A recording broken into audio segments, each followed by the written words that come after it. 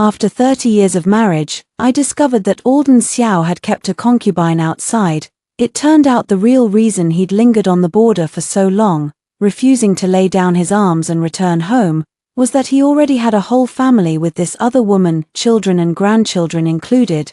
My own son and daughter had known about this for years, yet they'd colluded with Alden Xiao to deceive me for half my life. Upon learning the truth, I went to the palace to submit a petition, begging the emperor to grant me a divorce. I had just received the imperial edict when 50-year-old Alden Xiao rode his horse back to the general's mansion. Violet Luo, you're already this old and still asking for a divorce, aren't you ashamed? Alden Xiao, his hair streaked with white, frowned as he tossed the petition he'd intercepted heavily onto the ground. I sat in my chair, knitting a pair of tiger head shoes for my grandson, and spoke in a calm voice. No, I'm not. Perhaps my indifference caught him off guard, for Alden Xiao softened his tone. If this is because I didn't come home for your birthday this year and you're upset, I apologize. You know I have to guard the border, I can't just leave whenever I want, he explained patiently, still convinced that my reason for seeking a divorce, an old, faded wife like me, was merely his long absence from home. He'd never been one to return often, in 30 years of marriage. Today marked only the 10th time he'd set foot in the general's mansion. I set down the tiger head shoes in my hands. Is it really because you were too busy defending the border that you never came back? Alden Xiao froze for a moment. What are you suspecting me of, Violet Luo? You spend your days enjoying comfort at home, and you're already half in the grave. Stop thinking about these absurd things. A cold laugh rose in my chest. I'd barely asked a question, yet he was already flustered. It was clear how guilty he was after all. Ours was a marriage bestowed by the late emperor himself, a golden jade union. 30 years ago, the late emperor had arranged the marriage between the Luo and Xiao families. Our relationship was never passionate, but we'd always treated each other with courtesy. Alden Xiao had once stood before me in his armor and sworn an oath. Violet, the Luo clan is a noble family. Now that you've married me, I will never betray you.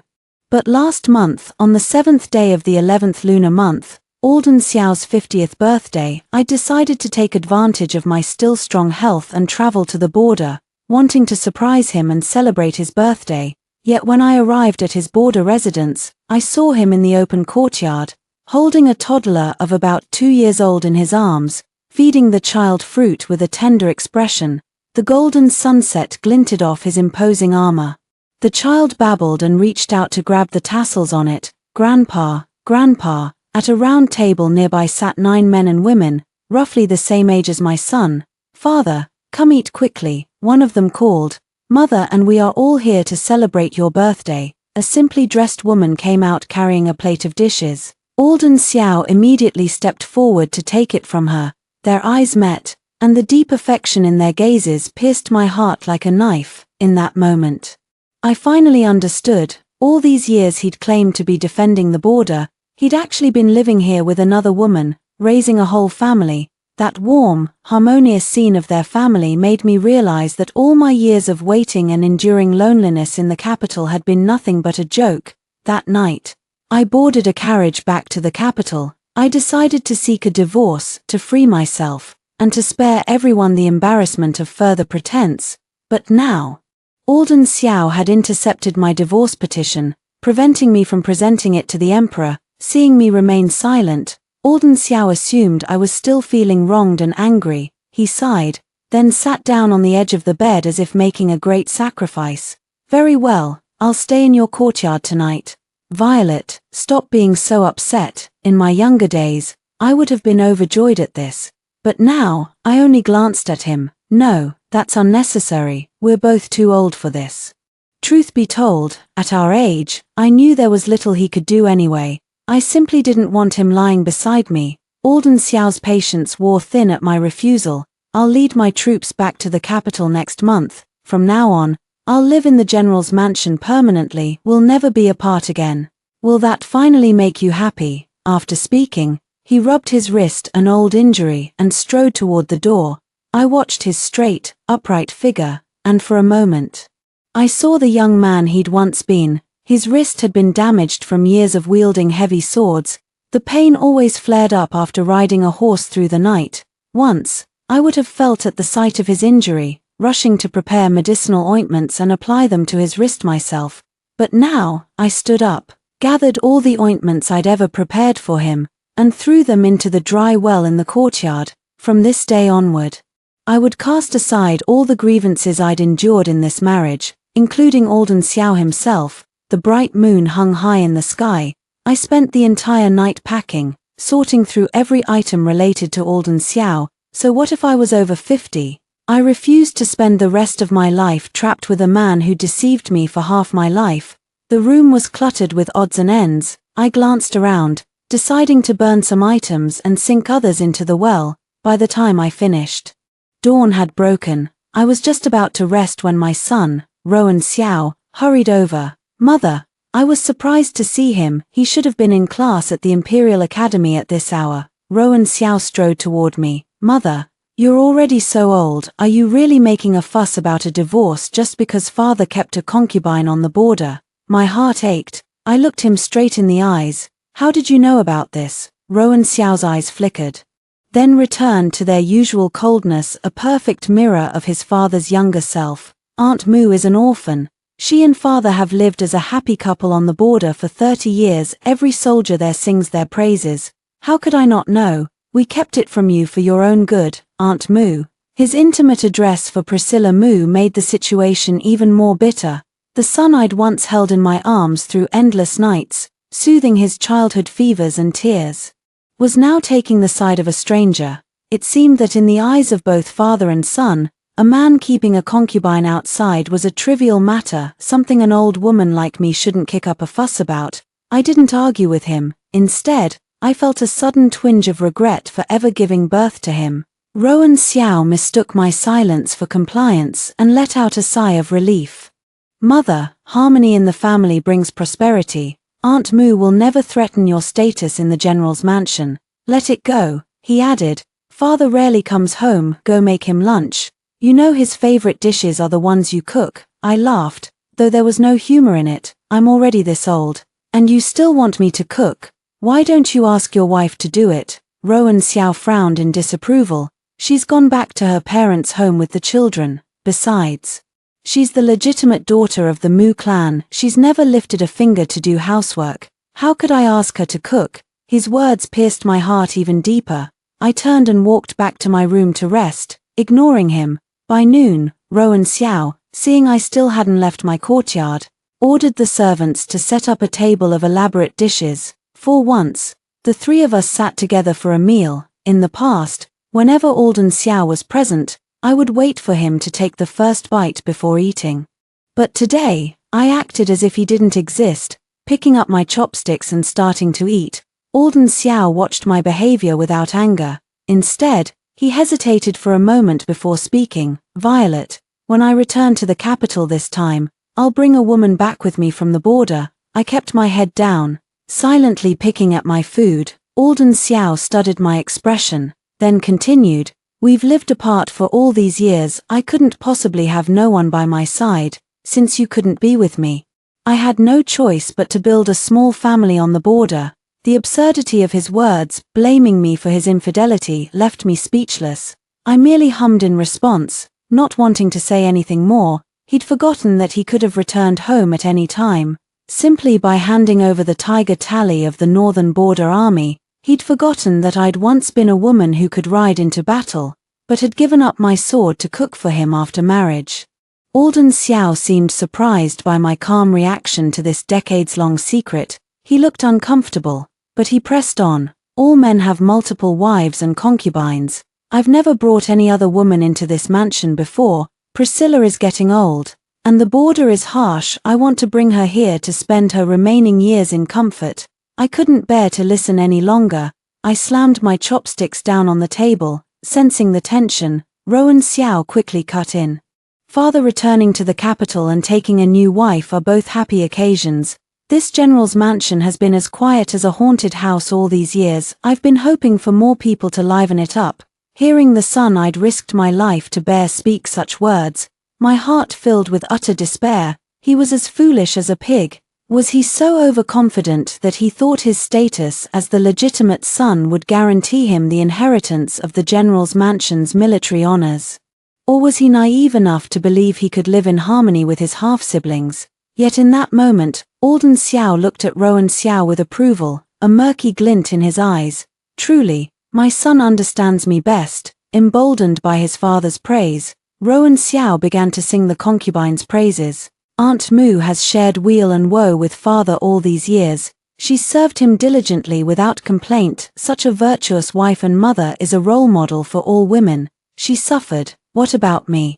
I had been born into a noble family, yet I'd married into the Xiao clan, trapped in a marriage as lonely as widowhood. All these years, I'd given everything, yet I'd never won my husband's heart, nor his understanding or true kindness. Even the son I'd raised with blood, sweat, and tears had grown as cold and unfeeling toward me as his father. I fixed my gaze on Rowan Xiao, the son I'd sacrificed so much to raise. If she's so perfect in your eyes, why don't you take her as your mother instead? Rowan Xiao's face froze instantly. Mother, that's not what I meant. Alden Xiao's expression also turned awkward. Priscilla has never cared about being the main wife of the general's mansion. Why say such hurtful things to our son? Rowan Xiao quickly recovered his composure. Yes, mother. Aunt Mu's presence will never threaten your status. You will always be my only mother. I sipped my wolfberry tea quietly, finding the father-son duet more absurd and laughable by the minute. This is the Xiao general's mansion. Do as you please. I had no desire to waste more energy on this mess and wanted to end the conversation. Just then, one of Alden Xiao's subordinates hurried over and whispered something in his ear. I caught faint mentions of Madame Mu. Alden Xiao's expression shifted slightly. He then looked at me with a hint of apology. I have urgent military business. I must return to the border at once. I won't be able to stay for this meal. I made no attempt to persuade him to stay, but Rowan Xiao's eyes flickered with reluctance. Father, we haven't had a family reunion dinner in years. Can't you stay just long enough to eat? Alden Xiao hesitated, then patted Rowan Xiao's shoulder with a guilty look. When I return next month, we'll have family dinners every day from now on. I watched the father and son silently, lowering my eyes. From now on, Alden Xiao, your from now on will no longer include me. After Alden Xiao left, I had no more to say to Rowan Xiao. I returned to my cassia courtyard alone. Days passed, and I gradually cleared out my belongings. As one grows older, memories of the past often resurface unbidden. I remembered the first year of our marriage. Alden Xiao had given me a young pony. I had bathed it, brushed its coat, and fed it with my own hands, but it had long since grown old and died. On those nights when Alden Xiao was surrounded by his wife and children on the border, I had buried it in the earth with my own hands. I dug out the letters Alden Xiao had once sent me from the border. The paper had yellowed with age, but I had kept them carefully preserved. His handwriting was bold and powerful, bearing the grace of renowned calligraphic styles. My wife Violet Luo, I have been away from the capital for a year, and I miss you deeply. The endless sandstorms on the border make me long for the capital and for being by your side, every moment of every day. I am well, do not worry. Once, these words had sustained me through the loneliness of guarding the vast general's mansion alone. Now, they felt like sharp thorns piercing my eyes. I tore the letters into pieces and tossed them into the fire one by one. I also told the servants to move crate after crate of my belongings out of the mansion to sell. No one dared to gossip, for all those items had been purchased with my own dowry. It wasn't until New Year's Eve that I heard news of Alden Xiao's return to the capital with his troops. As soon as he entered the city, he went to the palace, using his decades of military achievements to beg the emperor for permission to take Priscilla Mu as his secondary wife. He then methodically bought the mansion next to the general's mansion, settling Priscilla Mu there comfortably. The servants sweeping the snow whispered among themselves. I heard the general used the madam's dowry money to buy that mansion for Priscilla Mu. It's only separated from the general's bamboo courtyard by a single wall, and to make it easier for them to meet, the general had that wall knocked down. Now the two mansions have become one big estate. Once, hearing such words would have filled my heart with bitterness, but now, I was old. What was the point of caring about such things? As for my dowry, The entire general's mansion had been sustained by my dowry all these years. It was too late to mind now. I pretended not to hear and walked toward the general's mansion gate only to bump into Alden Xiao head-on. He froze for a moment, then held out a box of Osmanthus cake to me. "This is for you." I signaled to my maid to take it, then turned to him. Why not let Priscilla Mu live in the general's mansion? At the mention of his beloved, the wrinkles on Alden Xiao's forehead softened with tenderness. "Priscilla is not like you," he said. "She disguised herself as a man and served as a general in the military camp for 10 years. She's a free spirit who belongs on horseback. She's not good at dealing with the women in the inner courtyard. That's why I let her live in the neighboring mansion. For one thing, it makes her happy. For another, it won't bother you, won't bother me." A cold laugh echoed in my heart. Alden Xiao thought I was still throwing a tantrum. He frowned and took my hand. "Violet, we've been husband and wife for decades. From now on, I won't let you stay alone in your courtyard anymore. I'll visit you on the 1st and 15th days of each lunar month. For the rest of the time, I need to be with Priscilla. After all, you've grown used to being without me all these years, but Priscilla isn't, as the main wife. You should be more understanding." His feigned affection made my chest ache for a moment. Where does this old man get the nerve? He used my money to support another woman and her children, bought them a mansion, and now expects me to be understanding. "Whatever makes you happy," I said. I had already decided to leave. I had no desire to waste more words on him. Noon arrived, and the winter sun shone brightly. I boarded a carriage and headed straight for the palace. I would beg Emperor Valentine Yi to issue an edict, severing this cursed bond between Alden Xiao and me.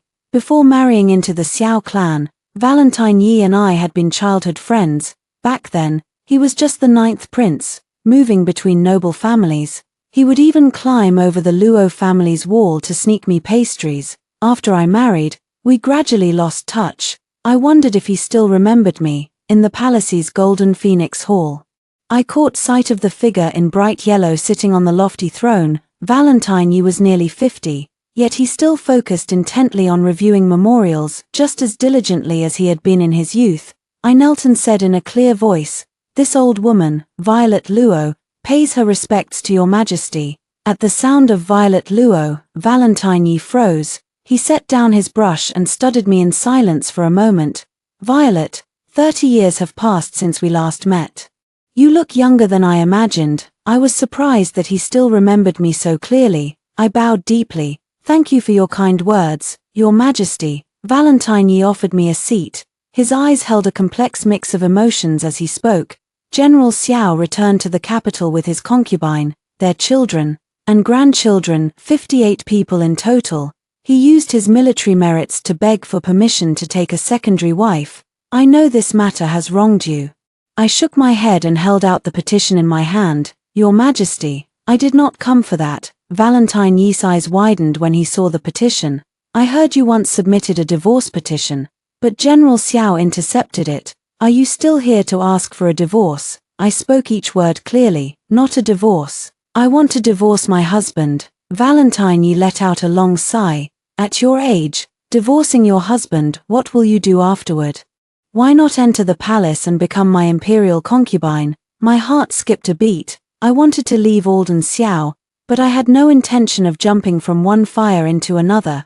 Even sharing a bed with Alden Xiao had felt filthy to me, let alone Valentine Yi, an emperor with 3,000 concubines in his harem. I couldn't refuse him outright, so I declined politely. "Your Majesty, this old woman is too advanced in years. Entering your harem would be utterly improper." Valentine Yi glanced at me with his phoenix-like eyes. Seeing through my reluctance, he sighed. "I only wanted you to stay and keep me company, fishing in the palace, chatting about old times. If you don't wish to, so be it." Thankfully, Valentine Yi did not force me. He readily issued the divorce edict and let me leave. The moment I stepped out of the palace, I felt a great sense of relief, as if my aging body had grown lighter. That night was New Year's Eve. Since Priscilla Mu had just moved into the adjacent mansion, Alden Xiao had specially arranged the family reunion dinner in her courtyard. All the children went, but I made an excuse of being unwell and stayed behind, out of sight, out of mind. It saved me from unnecessary annoyance. The sound of fireworks and firecrackers from the neighboring mansion, mixed with the laughter and play of children, lasted half the night. I lay awake in my cassia courtyard the entire time. The next day, Alden Xiao came to see me. At 50, his face showed signs of aging, but the sternness in his eyes remained as I remembered it. "What brings the general to my courtyard?" He coughed, as if embarrassed by his own presence. "Today is the first day of the Lunar New Year." I froze for a moment, then realized he was keeping his promise to visit me on the 1st and 15th days of each month. But I, Violet Luo, had lived alone for most of my life. Why would I crave the company he deigned to give? I opened the drawer, about to take out the divorce edict the emperor had granted me, when Alden Xiao's voice stopped me in my tracks. "Tomorrow is the 2nd day of the new year. Our daughter will come home to visit. Remember to prepare properly for her return." Our daughter, Cordelia Xiao, had married into the Crown Prince's palace last year and become Crown Princess. Returning home on the 2nd day of the new year was a grand family ritual. Alden Xiao walked over to me. After a moment's hesitation, he reached out his calloused hand and put his arm around my waist. I stiffened, instinctively pushing him away. "I'm on my monthly period today, General. You should go to Madame Mu instead." It was a lie. I'd stopped having periods 3 years ago. But Alden Xiao didn't care about such things at all. "Still having your period? That's a good sign. Maybe we can have another child together." He rambled on, talking about how he'd carved a small wooden sword for one grandson and made a tiny wooden horse for another granddaughter. "When you give me another son someday, I'll build a cradle with my own hands. Every day, I'll watch the child grow up, enjoying the flowers, raising fish, and spending my old age in peace." Listening to his fantasies, I could only feel a bitter irony. Here was a man who already had grandchildren. Yet he still wanted me to bear him another child. The audacity was staggering. All day, I used my illness as an excuse to give Alden Xiao the cold shoulder. Bored and uncomfortable, he finally got up and left awkwardly. I didn't care where he went next. I went back to packing my bags, counting the remaining belongings from my dowry. The 2nd day of the 1st lunar month, the home-returning day, Cordelia Xiao returned to the general's mansion, dressed in magnificent silk robes. We hadn't seen each other in a year, yet her first words to me were sharp reproaches. "Mother, why on earth are you making such a fuss about divorcing father? If you leave the general's mansion, everyone will laugh at me for having a mother who was cast out. What if I lose my status as the legitimate daughter and can never become empress in the future?" Listening to her non-stop complaints and accusations, my heart grew colder by the minute. I'd risked half my life to give birth to this daughter. She'd been weak since childhood. I'd cooked for her personally every day, simmering fish soup and stewing bird's nest. Worried she'd be bored in the inner courtyard, I'd secretly had a hidden door built in the backyard, pretending not to know when she snuck out. I'd taught her to draw a bow and wield a sword with my own hands, telling her, "If you ever find yourself in danger, music, calligraphy, painting, and poetry won't save you. Only a sword in your hand can truly protect you." As a child, Cordelia had waved her little arms and legs, vowing earnestly, "Mother, when Cordelia grows up, I'll protect you every day." That little girl who once called me Nyang Chin, a tender term for mother, was gone. In her place stood a strange, cold crown princess. I swallowed my disappointment and spoke calmly. "I've wasted half my life for you and your brother. Now I'm even being scolded by you." Cordelia's face froze for a moment. "The crown prince doesn't have his heart set on me. Without my status as the general's legitimate daughter, he would never make me empress. Mother, you need to think more about me." A bitter laugh rose in my chest. People always said daughters were their mother's warm little cotton-padded jackets, but mine, once grown, had become nothing but a drafty coat. I'd warned her before that once you enter the palace gates, it's deeper than the sea. I'd told her not to marry into the royal family, to stay away from palace intrigue. But she'd insisted on entering the palace, even going out of her way to curry favor with the crown prince. As her mother, I'd respected her choice, only hoping she'd be happy. Now, I hoped she'd respect mine too. "Cordelia, I've thought about you for 20 years, now it's time to think about myself." Annoyance flashed across Cordelia's face. "No wonder father would rather stay with Aunt Mu on the border than come back to you." I wish Aunt Moo were my mother instead." With that, she dabbed at her red eyes with a handkerchief and turned to leave. I watched her back, unable to look away for a long time.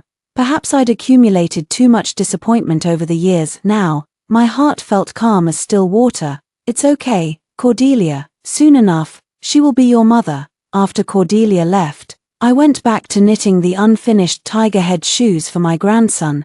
The empty cassia courtyard felt cold and desolate in the winter, even with more charcoal braziers in the room. It still couldn't warm up. Cordelia had returned to her parents' home in a grand procession, then left in a hurry to go back to the palace without even staying for a meal. Alden Xiao flew into a rage, blaming everything on me. "You're too old to be throwing tantrums with me, but our daughter rarely comes home. Why did you have to ruin her visit with your bad mood?" I found his words laughable. I didn't even want to say a word more. "It won't happen again." There was no need for a again between us anyway. My meek tone took the wind out of Alden Xiao's sails. He looked around, finally noticing something was off. "Why is the room so empty? It feels so lifeless." I stuck the embroidery needle into the tiger head shoe and bit off the thread. I threw away some useless things. "I've had them around for 30 years. I'm tired of looking at them.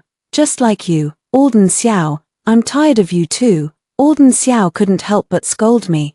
"You should be more thrifty. Don't be so wasteful. Save some blessings and wealth for our children and grandchildren." I met his annoyed gaze. "Out with the old, in with the new, isn't that how it goes?" My words made Alden Xiao freeze for a moment. He seemed to catch the hidden meaning in my tone. His expression turned awkward. "What nonsense are you talking about? Tomorrow morning, I'll take you to East Street to look at coffins.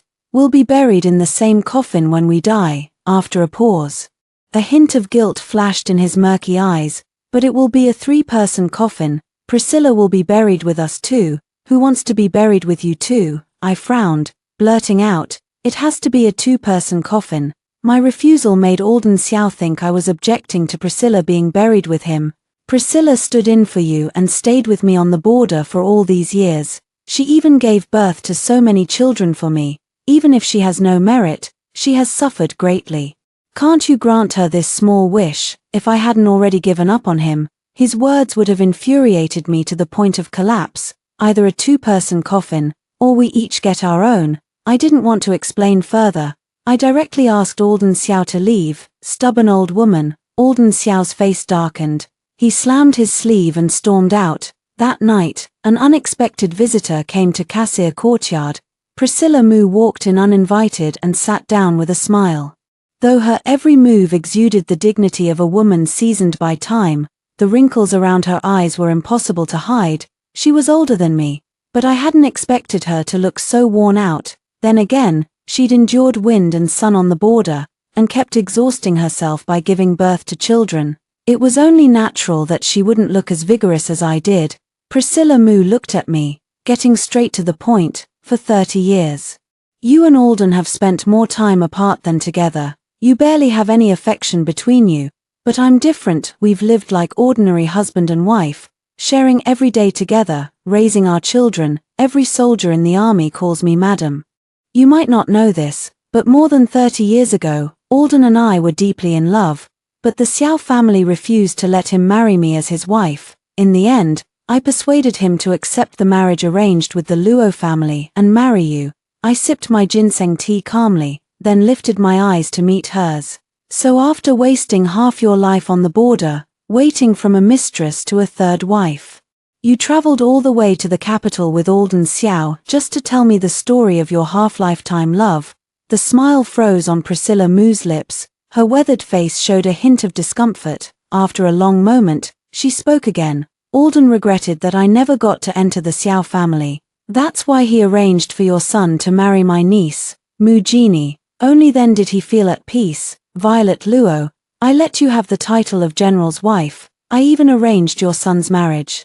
All I want is to be buried with Alden under the name Xiao Musha, Madam Xiao Mu. When I die, can't you even grant me this small wish?" I froze in place. No wonder. No matter how kind I'd been to my daughter-in-law Mu Genie all these years, she'd always looked at me with dislike. So it turned out she was related to Priscilla Moo. I met Priscilla Moo's provocative gaze with my usual calm expression. To be Alden Xiao's secret concubine, you gave up your own name and identity. You even refused to return to the Mu family for 30 years. Priscilla Mu, was it worth it? Priscilla Mu's smile didn't fade, but her calloused hands tightened in the folds of her wide sleeves. She had no answer. I glanced at her aged appearance and suddenly felt a twinge of pity for her. She was the same age as Alden Xiao, yet her beauty had faded completely. Even her eyes looked dull and grey. I sighed, looking away. The marriage and the coffin I don't want, you can take them if you want. Priscilla Mu's face flushed instantly. I don't need your charity. These things were always mine to begin with. She stood up, her face stiff with embarrassment, and fled in a fluster. After Priscilla Mu left, I began to give my maid detailed instructions. Buy back the Luo family's old mansion in Jeonju. Hire servants to clean and tidy the courtyard, preparations for the peaceful, leisurely life I planned to live for the rest of my days, from the time my hair was black until it turned white.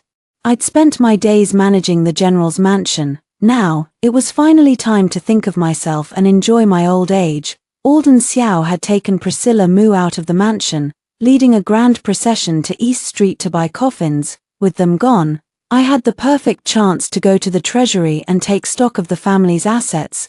The cold wind howled through the window cracks, but I sat calmly in my chair, flipping through the account books page by page.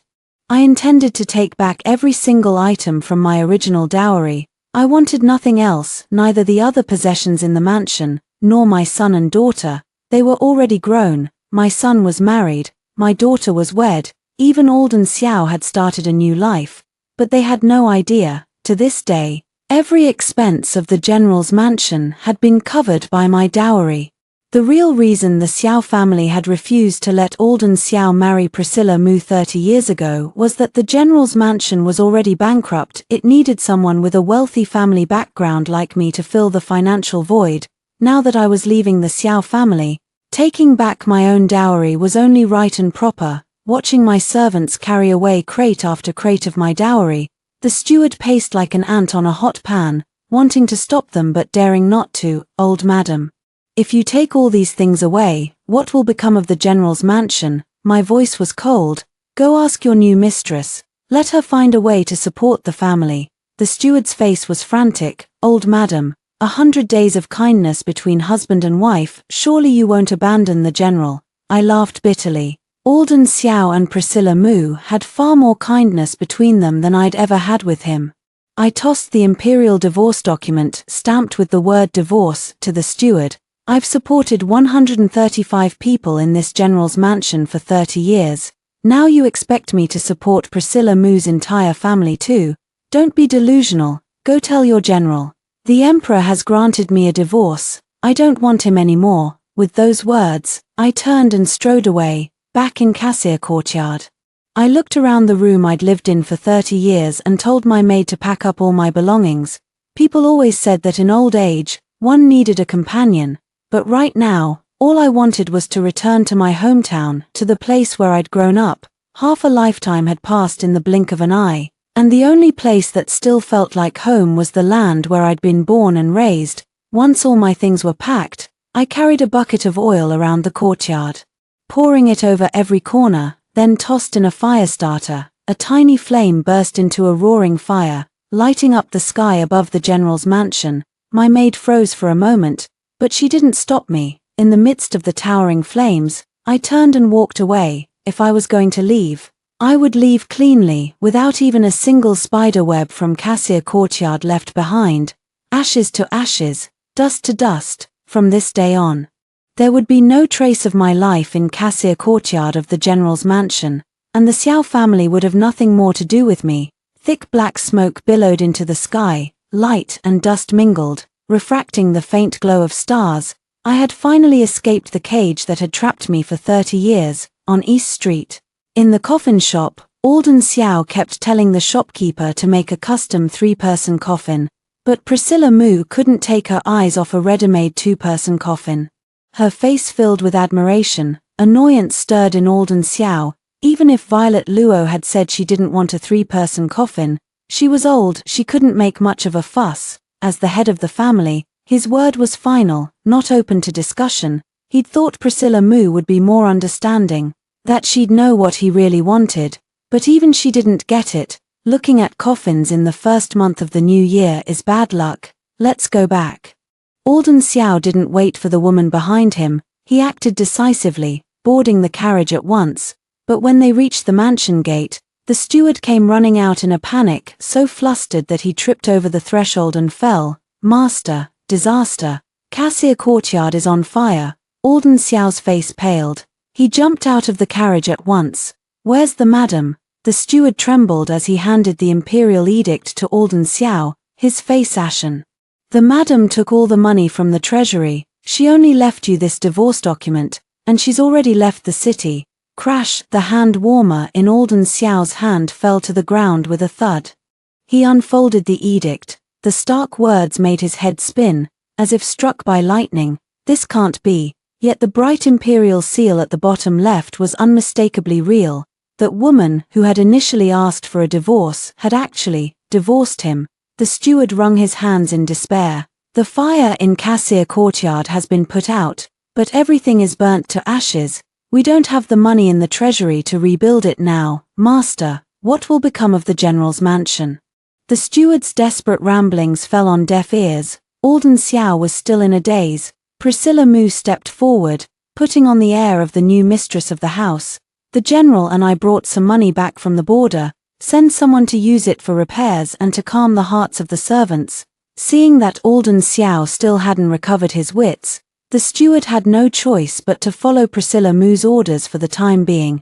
He hurried away. On the other side, Violet Luo sat comfortably in her carriage, heading steadily toward Jinju. She had already prepared a mansion there, along with plans for her retirement. Since marrying Alden Xiao at the age of 15, she'd been trapped in the capital. In the beginning, when Alden Xiao hadn't yet left for the border, she hadn't felt the boredom, because when he was in the mansion, he would often practice martial arts with her, coming from a family of military officers. He naturally admired those who could fight. Madame Xiao had been kind to her, not the arrogant, overbearing noblewoman one might expect from the capital, but gentle and polite. Later, Violet had learned the truth. The general's mansion was short of money. Alden Xiao's father had died in battle for the country. His elder brothers had all fallen on the battlefield, leaving only a group of widows, children, and the young Alden Xiao.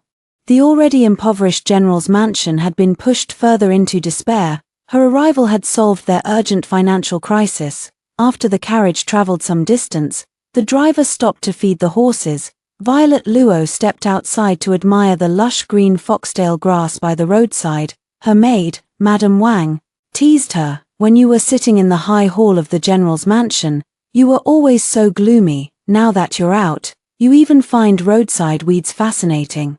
Violet Luo looked up at her and smiled. It wasn't just the weeds, she found even the wild wind fascinating. With that thought, she grabbed a horse from one of the guards and nimbly mounted it. Madame Wang's eyes widened in shock. She hurried forward. "Madam, you're already so old, what if someone sees you?" Hearing the worry in her voice, Violet Luo smiled and cut her off.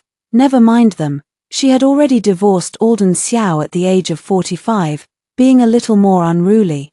A little more disrespectful for her age. What did it matter? Madame Wang froze. She and the other servants watched in astonishment as their mistress raised the reins and galloped away. Though Violet Luo's hair was white, she sat upright and alert, her eyes clear and bright. Everyone in the capital had praised her as the perfect wife, thrifty, capable, and skilled at managing the household. But today, her servants finally understood, she had always been a free-spirited soul. Madame Wang shook her head, unable to fathom why the old general had never cherished his own wife. As night fell, the group arrived in Jinju. Violet Luo, an elderly lady full of energy, rode on horseback, drawing curious glances and whispers from the townspeople. Who is that noble lady? She looks so wealthy. Being her lover wouldn't be a bad thing. The next moment, a man dressed in white silk stepped forward, holding a bunch of pink jasmine, and blocked the path of Violet Luo's carriage. "Yesterday, I went to the temple to have my fortune told. The monk said I would meet the person I'd spend the rest of my life with on West Street today. Now that I've seen you, I know this is fate." Violet Luo froze. Madame Wang frowned deeply, stepping in front of her. Where did you come from, you rogue? Someone. Take him to the government office. At her words, the man's face paled, he panicked and fled. Violet Luo's expression was a mix of surprise and amusement. Has the world really become like this now? Violet Luo sighed. These changes make this old lady feel so out of place. She could understand the emperor wanting to take her, a former official's wife, into his harem out of childhood affection, but to encounter romantic advances even while walking on the road, Violet Luo sighed again, climbed back into the carriage, took out her smoked glasses, and began reading a book. In these times, only education held true value. Even bamboo paper had skyrocketed in price, from 20 copper coins a sheet 30 years ago to 100 copper coins a sheet in the markets today. However, as they continued forward, Violet Luo never expected that someone from the Xiao mansion would come chasing after them. Old madam, a servant called out. The old general sent someone to deliver this letter to you. Violet Luo assumed it must be a letter scolding her for throwing a tantrum, burning down the courtyard. And leaving without a word, she told Madame Wang to take the letter, then coldly ordered the Xiao mansion's servant to leave. Shake them off, don't let them follow us. As soon as they arrived at the Zhenju mansion, Violet Luo saw the steward and several servants waiting at the gate. The steward's face was beaming with smiles. Madam, someone has sent you a grand gift here at the mansion. Snowflakes fell from the sky, settling on the unblooming peach trees in the peach blossom courtyard. Making a soft rustling sound, Violet Luo went to find the grand gift the steward had mentioned. When she saw the small, palm-sized box, her expression flickered with surprise for a moment. This is, who sent it? Her question was answered the moment she opened the box. Inside were deeds to various shops, and the red official seals stamped in the gaps signified their status as imperial merchants. Madame Wang hesitated. Madam, should we accept it? Violet Luo couldn't be sure of the emperor's intentions, but she saw no reason to refuse money that had been offered to her. She nodded calmly. Accept it. The servants exchanged glances. Violet Luo's voice rang out again. Where is the letter from Alden Xiao? Madame Wang composed herself and replied. It's with this old servant. Besides this letter, the old general also sent someone with a message later. She had thought the message was nonsense and hadn't wanted to bother telling her mistress about it, nor had she had the chance to. Violet Luo waved her hand. Speak freely. A look of disgust flashed in Madame Wang's eyes. The old general said that if you don't return to the capital within 3 days, he will officially make Priscilla Mu his main wife. Several newly hired maids were quick-witted. One of them, dressed in purple, offered a plan. Madam, should we teach that Priscilla Mu a lesson? We know some courtesans from the brothels. They're very skilled at seducing men. We'll make sure they charm the old general so thoroughly that he won't know right from wrong. That way, Priscilla Mu can taste what it's like to live as if her husband were dead. Violet Luo took a sip of wolfberry tea, chuckling softly. I appreciate your thoughtfulness, but Priscilla hasn't done anything to deserve that. In fact, she's rather a pitiful person. They were both women. Why would she make things harder for an old lady older than herself? Regaining her composure, Violet Luo opened Alden Xiao's letter calmly. His familiar handwriting jumped out at her. If you return now, this general will forgive you for everything. Violet Luo twitched the corner of her mouth, then threw the letter into the fire without hesitation. Sparks flew instantly. A wisp of black smoke rose, obscuring the indifference in her eyes. Even after a divorce, life still had to go on. None of Violet Luo's shops in Zhenju dared to cross her. Moreover, after managing the vast Xiao family estate for so many years, she had built up an extensive network of connections. Running a few dozen shops in a small place like Zhenju was child's play for her. The young maids gathered around her all day, flattering her. Madam, you have such keen insight. Not only have you made the businesses thrive, but you even have the time to share your experience with other shops. We truly admire you. Violet Luo smiled, then couldn't help but ask, you all are so good with words. Unlike me, her voice trailed off. Over the past few days, everyone had learned a little about her past, and they knew exactly who she was referring to. The Xiao family. The maids couldn't help but feel indignant on her behalf. Violet Luo also felt a twinge of sadness. That family had clearly lived off her support. Yet they had accused her of being only interested in money, complained that she was too fussy and meddlesome, and said she was not as understanding as Priscilla Moo. She didn't want to dwell on those memories. She waved her hand. Let's end today's shop inspection here. With that, she turned to leave the silk shop only for a servant boy to rush up to her. Old madam, the old general sent you another letter. He specifically ordered this servant to make sure you read it right away. The smile faded from Violet Luo's face. She stared at the servant boy with a cold expression, intimidated by her sharp gaze. The boy lowered his head even further. Very well, Violet Luo said. She was a generous person and didn't want to quarrel with a mere servant. She opened the letter on the spot. Yuri, just an old woman. Who else would want you without me? Violet Luo clenched the paper tightly, then carefully smoothed out the crumpled sheet. She turned and walked to the silk shop's counter, picking up a brush. She was so speechless that she wanted to write back and scold him, but she couldn't think of what to say. The quick-witted maid stepped forward boldly. Madam, let me do it. Violet Luo was surprised. You, all right, go ahead. The maid, Zixia, took the brush from her and quickly wrote, Your hair is as white as the maggots on your father's corpse. That thing of yours is as thin as a needle and as short as a thumb when it's hard. Where do you get the nerve to be so arrogant? Violet Luo and the servants crowded around to read it, all left speechless with shock. After handing the letter back to the pale-faced servant boy, Violet Luo wandered slowly back to the peach blossom courtyard.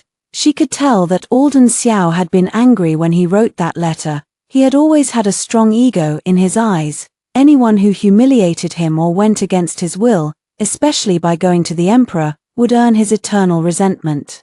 But Violet Luo couldn't understand. What was there to be angry about? Hadn't her leaving been exactly what he wanted? He could now marry Priscilla Moo as his main wife, and in a few years, he could be buried with her openly. At the thought, a trace of melancholy welled up in Violet Luo's eyes. Her children were unfilial. Her husband had never loved her when she died. Who would take care of her funeral? Before she knew it, she had spoken her thoughts aloud. Madame Wang, standing beside her, said softly, Madam, the emperor could take care of it. Violet Luo neither agreed nor disagreed. She only sighed. Madame Wang, I haven't visited my mother's grave in a long time. Let's go pay our respects tomorrow. As for her funeral arrangements, she was still in good health. Unlike Priscilla Moo and Alden Xiao, she wasn't in a hurry. Madame Wang responded with a respectful yes and followed her quietly back to the mansion. After returning to the courtyard, Violet Luo took a simple bath and got ready for bed. She had had the courtyard redesigned to match its layout from 30 years ago, hoping to make it feel more like home. But that night, she tossed and turned, unable to sleep. When she finally drifted off into a dazed slumber, she had a series of bizarre dreams. In one dream, she and Valentine Yi were laughing and chatting like they had in their childhood. In another, she saw herself at 15. Meeting Alden Xiao for the first time in a room with red curtains. In yet another, she was 30 years old, standing on the city wall, watching Alden Xiao ride away again, her heart filled with sorrow. Fragments of memories flashed by, finally freezing on a scene of Alden Xiao and Priscilla Moo's family gathered happily together, with Alden looking at Priscilla with deep affection. That gaze made Violet Luo's heart ache sharply, and she woke up with a start. She rubbed her forehead, deciding to move out of the Peach Blossom courtyard first and have the layout of the courtyard rebuilt. But before that, she still wanted to visit her mother. It was the first lunar month, and the winter snow hadn't yet melted. In the western suburbs of Jeonju, a large tomb stood beneath a century-old peach tree. The stone tablet read, Tomb of Lady Luo. Violet Luo knelt down slowly, her expression neither lonely nor sad. She tidied the incense sticks in the censer, arranging them neatly before smiling faintly. She looked up at the tomb. Mother, I've separated from Alden Xiao. He wasn't a good man, but I wasted 30 years with him. Now I'm almost an old woman with grey hair. When I come down to see you someday, please don't laugh at me. The wind blew, shaking the branches of the peach tree, but no blossoms fell. The air was filled only with the crisp, cold scent of snow. One of the main reasons Violet Luo had chosen to return to her family's old mansion in Jeonju after the divorce was because of her mother. She had accompanied her mother back to her maternal family twice, once when she was 5, and once when she was 10. When she was 5, as soon as her mother returned to her hometown, she had thrown herself onto a coffin and wept silently. At that age, Violet Luo had been too young to tell if the deceased was her maternal grandfather or grandmother. She had only known to bite her fingers in confusion. It wasn't until she was 10 that Violet Luo had begun to understand what hometown meant. Her mother had stroked her head, her eyes red with tears. "He and I had a fight," her mother had said. "He's keeping a woman outside. I can't swallow this anger. Will you come back to your maternal grandparents' home with me? You're all I have left, my child." So Violet Luo had remembered, when you quarrel with your husband, you go back to your maiden home. When you can't swallow your anger, you go back to your maiden home. A woman's maiden home is always her strength and refuge after marriage. But Alden Xiao had been far away on the border. She hadn't even had the chance to quarrel with him. 30 years. Violet Luo had long lost the fiery temper of her youth, even when she discovered Alden Xiao's concubine. She'd only responded with silence. She had loved him, and she had hated him, but all those feelings had faded away with the arrival of winter. Like the scent of peach blossoms scattered by the wind, Violet Luo couldn't fathom what Alden Xiao was thinking. She couldn't read the mind of a man who had returned home only 10 times in 30 years. Over the course of a month, her life in Jeonju had been smooth sailing, besides managing her shops. She spent her free time going to the opera house to listen to plays. Alden Xiao, however, had surprisingly not flown into a rage over the scolding letter. The silence felt like a one-sided Cold War. It wasn't until she received a letter from her friend in the capital that Violet Luo learned the truth. Alden Xiao had gone to the palace several times, begging for an imperial edict to arrest her. His reason: she had embezzled the general's mansion's assets. Not only had the emperor refused to help him, but he had also publicly reprimanded Alden Xiao in front of all the court officials. No one knew exactly how harsh the scolding had been. No details had leaked out. At the same time, the managers of her shops came to deliver more good news. Last month's sales doubled compared to previous years. Violet Luo looked at the 32,700 taels of silver recorded in the account books, her face breaking into a smile, with a generous wave of her hand. She gave each of her employees a full month's salary as a bonus. On the other side of the country, after being reprimanded by the emperor, Alden Xiao had finally calmed down. He walked through the general's mansion, asking a servant irritably, "Has the old madam still not come back?" The servant shook his head tremblingly. That shake of the head, combined with the memory of the emperor's scolding, suddenly brought back images of the scolding letter and the divorce edict. They felt like an invisible slap across his face, reigniting his anger. But just as quickly, his rage fizzled out. If he was still receiving scolding letters from Violet Luo, it meant she hadn't completely cut off contact with him. In that moment, Alden Xiao felt an inexplicable sense of relief, but he hadn't taken more than 2 steps when he collided with the steward, whose face was grave. "General, we can't afford the wages to repair Cassia Courtyard." Alden Xiao froze, stunned. "What? It's just a small courtyard that burned down. How much could it cost? How could my Grand General's mansion not have enough money for this? Was the General's mansion really that poor?" He remembered the Emperor scolding him, calling him a kept man who lived off his wife's money. The minister's eyes had been filled with disdain. Alden Xiao had spent years in the military. He'd heard every insult imaginable, yet for the first time, he'd felt compelled to defend himself in front of all the officials. "I've lived on my own official salary for 30 years on the border." As soon as the words left his mouth, the eloquent civil officials had mocked him relentlessly. "We almost forgot, you've built yourself a second home on the border, haven't you? Old General, of course one person's salary can't support 2 families." Alden Xiao had been furious, but he'd had no choice but to grit his teeth and endure the humiliation.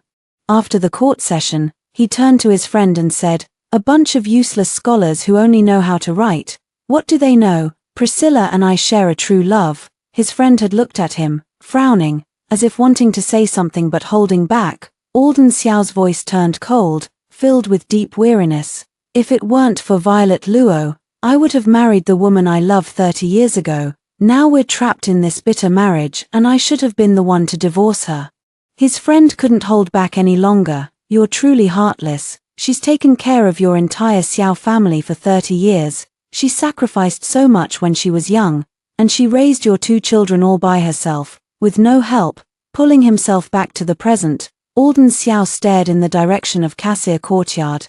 Memories of Violet Luo flashed through his mind like a revolving lantern. 30 years of marriage, Violet Luo had guarded this vast Xiao mansion alone. When she was pregnant with their child, his family had urged him to follow in his father's footsteps. He had left the capital and gone to the border to serve in the military. When he first joined the army, he'd started as a common soldier. Violet Luo, worried and missing him, had sent him large sums of money and even used her connections to help him, yet she'd never complained to him about it. She had just continued working tirelessly, her belly growing larger, and written to him, "Your child and I are waiting for you to come home." But now that he had finally returned home, all he'd received was her divorce edict. Alden Xiao unfolded the divorce document, finding the words on it more than ever. He couldn't sit still. He stood up, determined to take his sword and slash the unbreakable imperial edict to pieces. But after searching the entire room, he couldn't find his favorite Moxie sword. Where had he put it? Alden Xiao frowned, then suddenly remembered. Violet Luo had given him that sword. Had she sold it, along with all the other furnishings from Cassia Courtyard? At the thought, his heart sank, as if falling into a dark abyss. Alden Xiao refused to give up. He searched his room all afternoon. When he found nothing, a hollow feeling grew in his chest, and his mood turned heavy with frustration. A thought suddenly surged into his mind. I won't stop until I find that sword. Alden Xiao called for the steward. Did the old madam take my Moxie sword when she left? The steward shook his head. The old madam didn't take anything from the bamboo courtyard when she left. Alden Xiao frowned. Then it must still be in the courtyard. I just can't find it. As soon as the thought crossed his mind, a sense of powerlessness washed over him. How ridiculous would it be if word got out that he didn't even know where his own belongings were kept? Alden Xiao went to ask Rowan Xiao, but his son didn't know either. Is it very important? Father, let me help you look for it. So Rowan Xiao joined the search, but even after turning the bamboo courtyard upside down, they still couldn't find the sword. Alden Xiao couldn't put into words how he felt. As if driven by a ghost, he walked to the empty Cassia Courtyard. The ground was covered in ashes from the fire. Charred wooden beams lay in heaps everywhere. Every step he took left black smudges on his robes, making him want to brush them off in disgust. Alden Xiao stood there for a long time, then slowly walked to the dry well and looked down. He squinted. There seemed to be clumps of something inside, but he couldn't tell what it was. After a moment's thought, Alden Xiao slowly stripped off his outer robes, grabbed the well rope, and climbed down into the well. When he hauled the things up, he discovered they were packets of medicinal plasters. He let out a bitter laugh and threw them heavily onto the ground. Just then, the old injury in his wrist flared up. The sharp pain turned Alden Xiao's face deathly pale. He couldn't help but clutch his wrist tightly, even though there was medicine right there on the ground. He refused to use it, as if his pride was more important than his own body. In the days that followed, Alden Xiao never mentioned Violet Luo again in the mansion, but even if he refused to admit it, he knew deep down what he wanted. He wanted Violet Luo to come back crying, begging for his forgiveness. On the other side, in Zhenju, Violet Luo was wandering through her porcelain shop. The manager led her to the kill, letting her watch the process of firing imperial-grade yellow porcelain with her own eyes. She even tried making a porcelain vase herself. She had seen this type of yellow porcelain at a royal banquet in the palace once, and she'd been eager to make one with Alden Xiao. When she'd mentioned it back then, Alden Xiao had said he didn't have time. The other noble ladies had looked at her with smirks. Even the virtuous consort in the palace had teased her. It's just a piece of porcelain. Violet Luo, General Alden Xiao's hands are meant for holding swords, not making pottery. Violet Luo had just smiled faintly. It had been nothing more than a passing fancy. Alden Xiao rarely came home. Of course he wouldn't have time for such trivial things. She never imagined that now, all these years later, her wish would finally come true. She could make as many porcelain pieces as she wanted. It turned out that once she took that first step toward freedom, the path ahead became surprisingly smooth. When she returned to her mansion that afternoon, Violet Luo found an unexpected visitor waiting in the courtyard. When she saw Alden Xiao, she immediately noticed how haggard he looked. He was only 50, still a strong, healthy general. How had he become so pale and worn out? Their eyes met, and it felt as if another half-lifetime had passed between them. It was Violet Luo who first spoke, her voice calm and composed. "General Xiao, what brings you here today?" Alden Xiao's voice was somewhat hoarse. "Violet, do you remember where you put that sword you bought me a few years ago? The one in the general's mansion?" Violet Luo froze for a moment. Which sword? Over the past 30 years. She had given Alden Xiao countless precious swords. She had admired his heroic spirit as he defended the country, hoping that the swords she gave him would help him strike down enemy generals, and more importantly, that he would return safely to her, so they could watch the sunset together in their old age. Never had she imagined that by the time he turned 50, they would no longer be able to walk this path side by side. After a long silence, Alden Xiao finally answered, "The Mosier sword." He paused, his gaze wandering, avoiding Violet Luo's eyes. "Can you come back to the general's mansion with me to find it? And about that letter where you scolded me, I'll let it go." Violet Luo replied calmly, "It's in the top shelf of the third wardrobe in the right wing of your bamboo courtyard." Alden Xiao was clearly surprised that she remembered so vividly. His eyes fell on her. This courtyard had always been tended by her, and she could recall the exact location of even the smallest item. It was a testament to how much care she had put into his life. "Thank you," he said. Violet Luo merely hummed in response. "Is there anything else?" The air seemed to freeze, and Alden Xiao's chest felt tight with unease. Even though their business was settled, he didn't want to leave just yet. He struggled to think of an excuse. "There are so many other things I can't find, important ones. Won't you come back and help me organize them?" Violet Luo fell silent for a moment. She quickly realized his true intention. He wanted her to return to the capital. A cold glint flashed in her eyes. "Find them yourself. Am I your servant?" Her coldness made Alden Xiao's face turn pale. A trace of resentment welled up in his heart.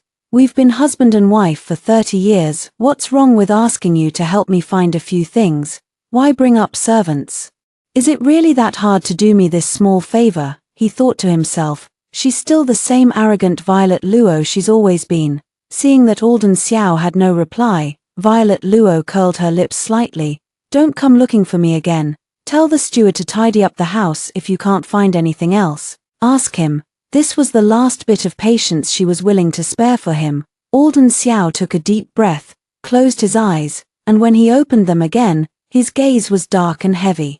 "If you don't return to the capital within 7 days, I'll make Priscilla Mu my official wife." With those words, he turned and strode away. Violet Luo's expression grew odd as she heard this familiar threat.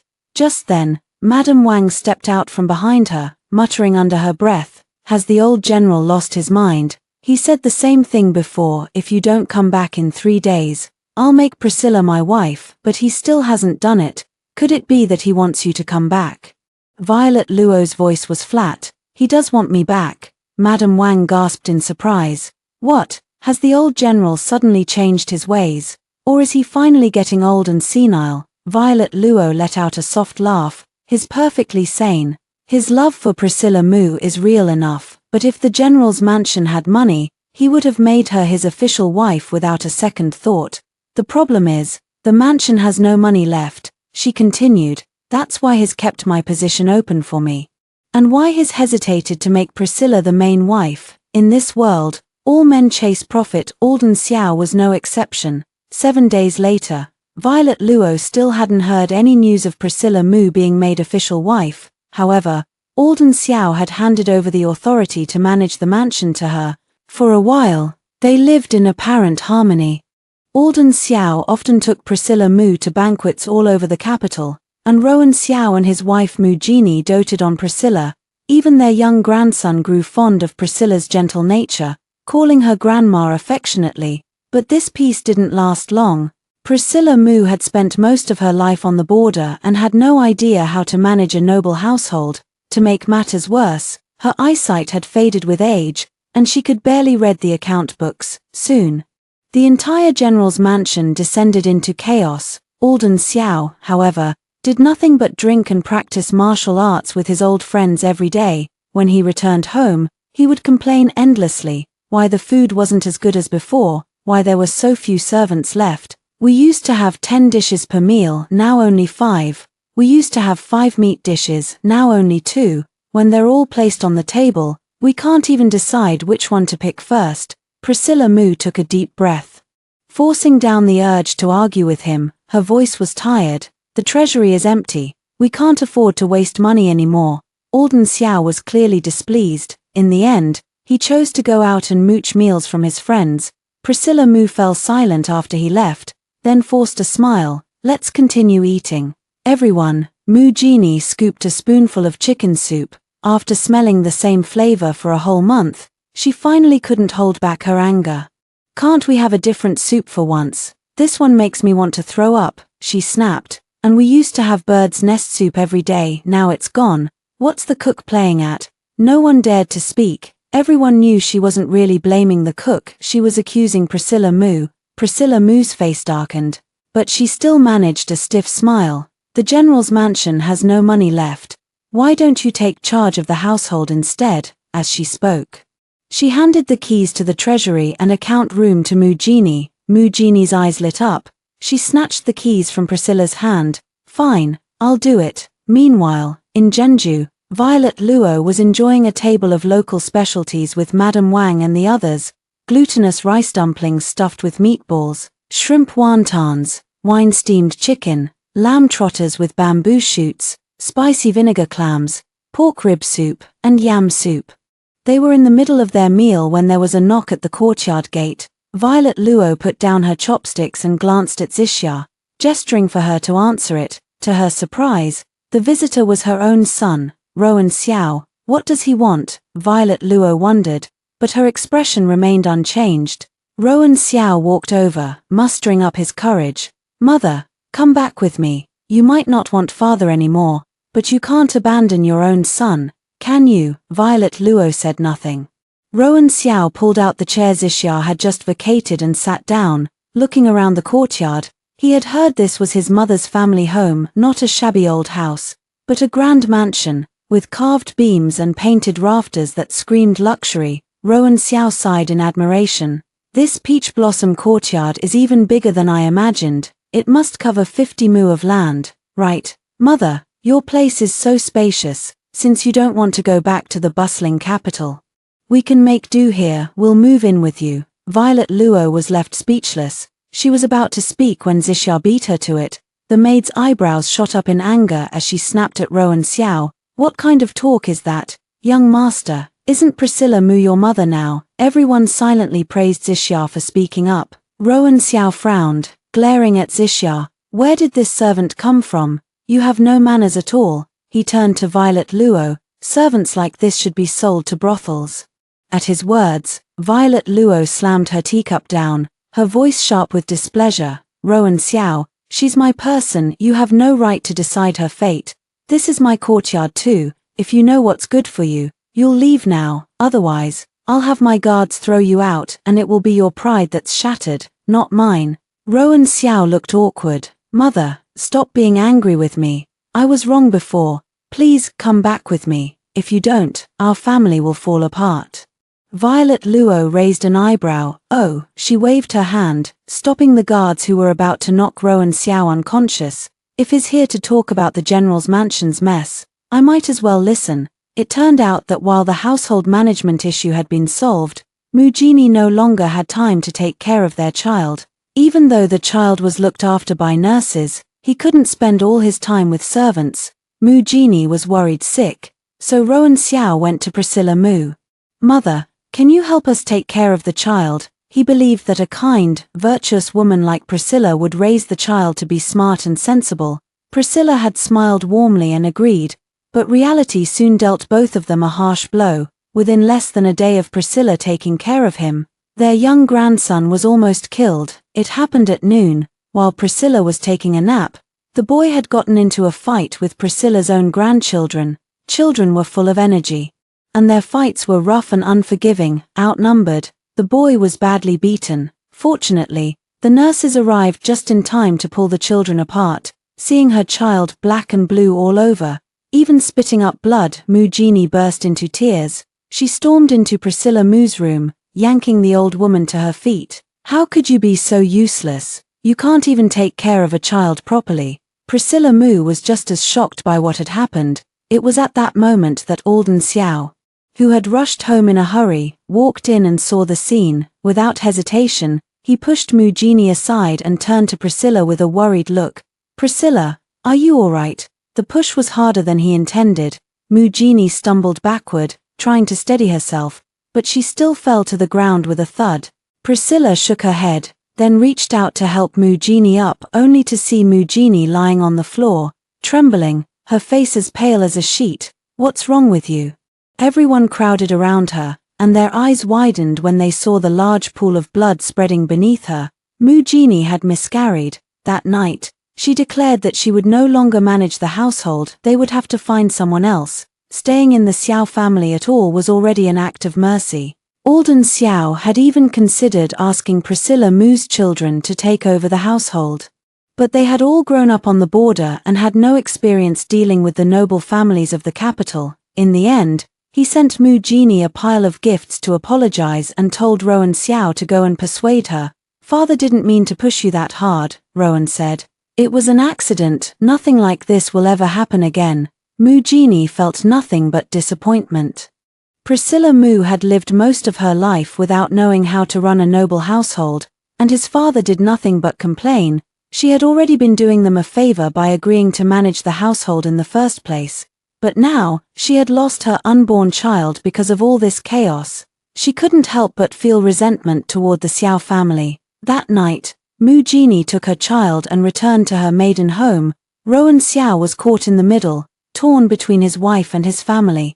Finally, he went to see Mujini. "What do I have to say to make you come back with me?" Mujini's voice was cold. "I'm not coming back, and I'm not managing the household anymore. You all can figure it out yourselves." Rowan frowned. "Mother did this for years. You know father didn't mean it. He's an old man now. Why are you still holding it against him? And if you don't know how to manage the household, why can't you learn?" His words only added fuel to the fire.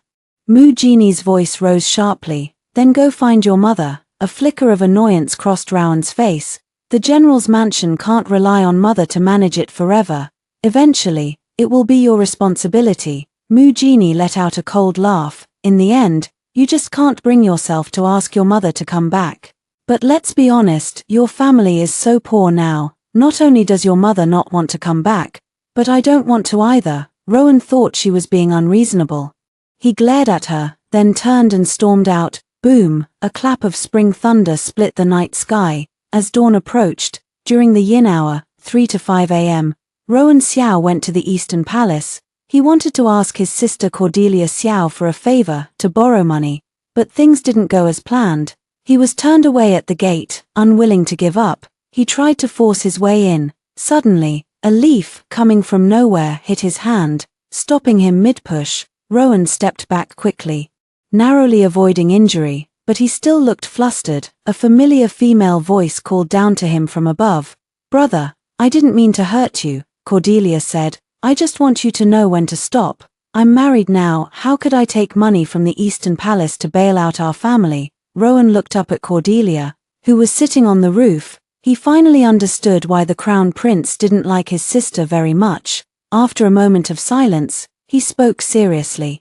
"I'm here to borrow money from you, not from the Eastern Palace." Cordelia cut him off. "I won't give even 100 taels to the general's mansion."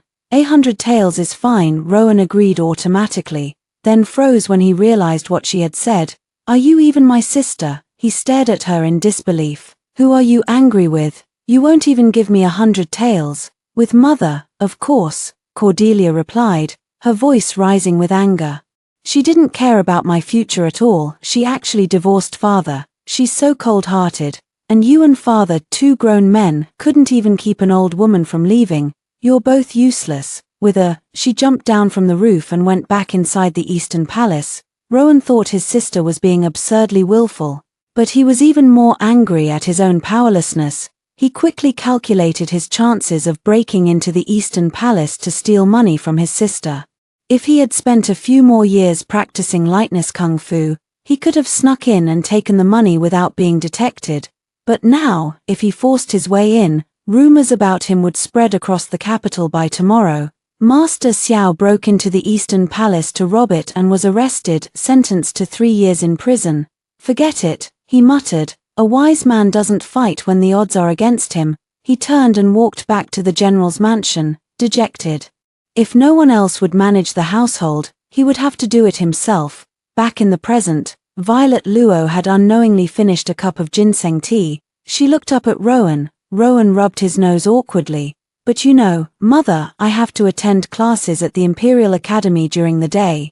I only have time to go back to the general's mansion and look at the account books at night. It's almost killing me. He was up before the roosters crowed and went to bed later than the cats.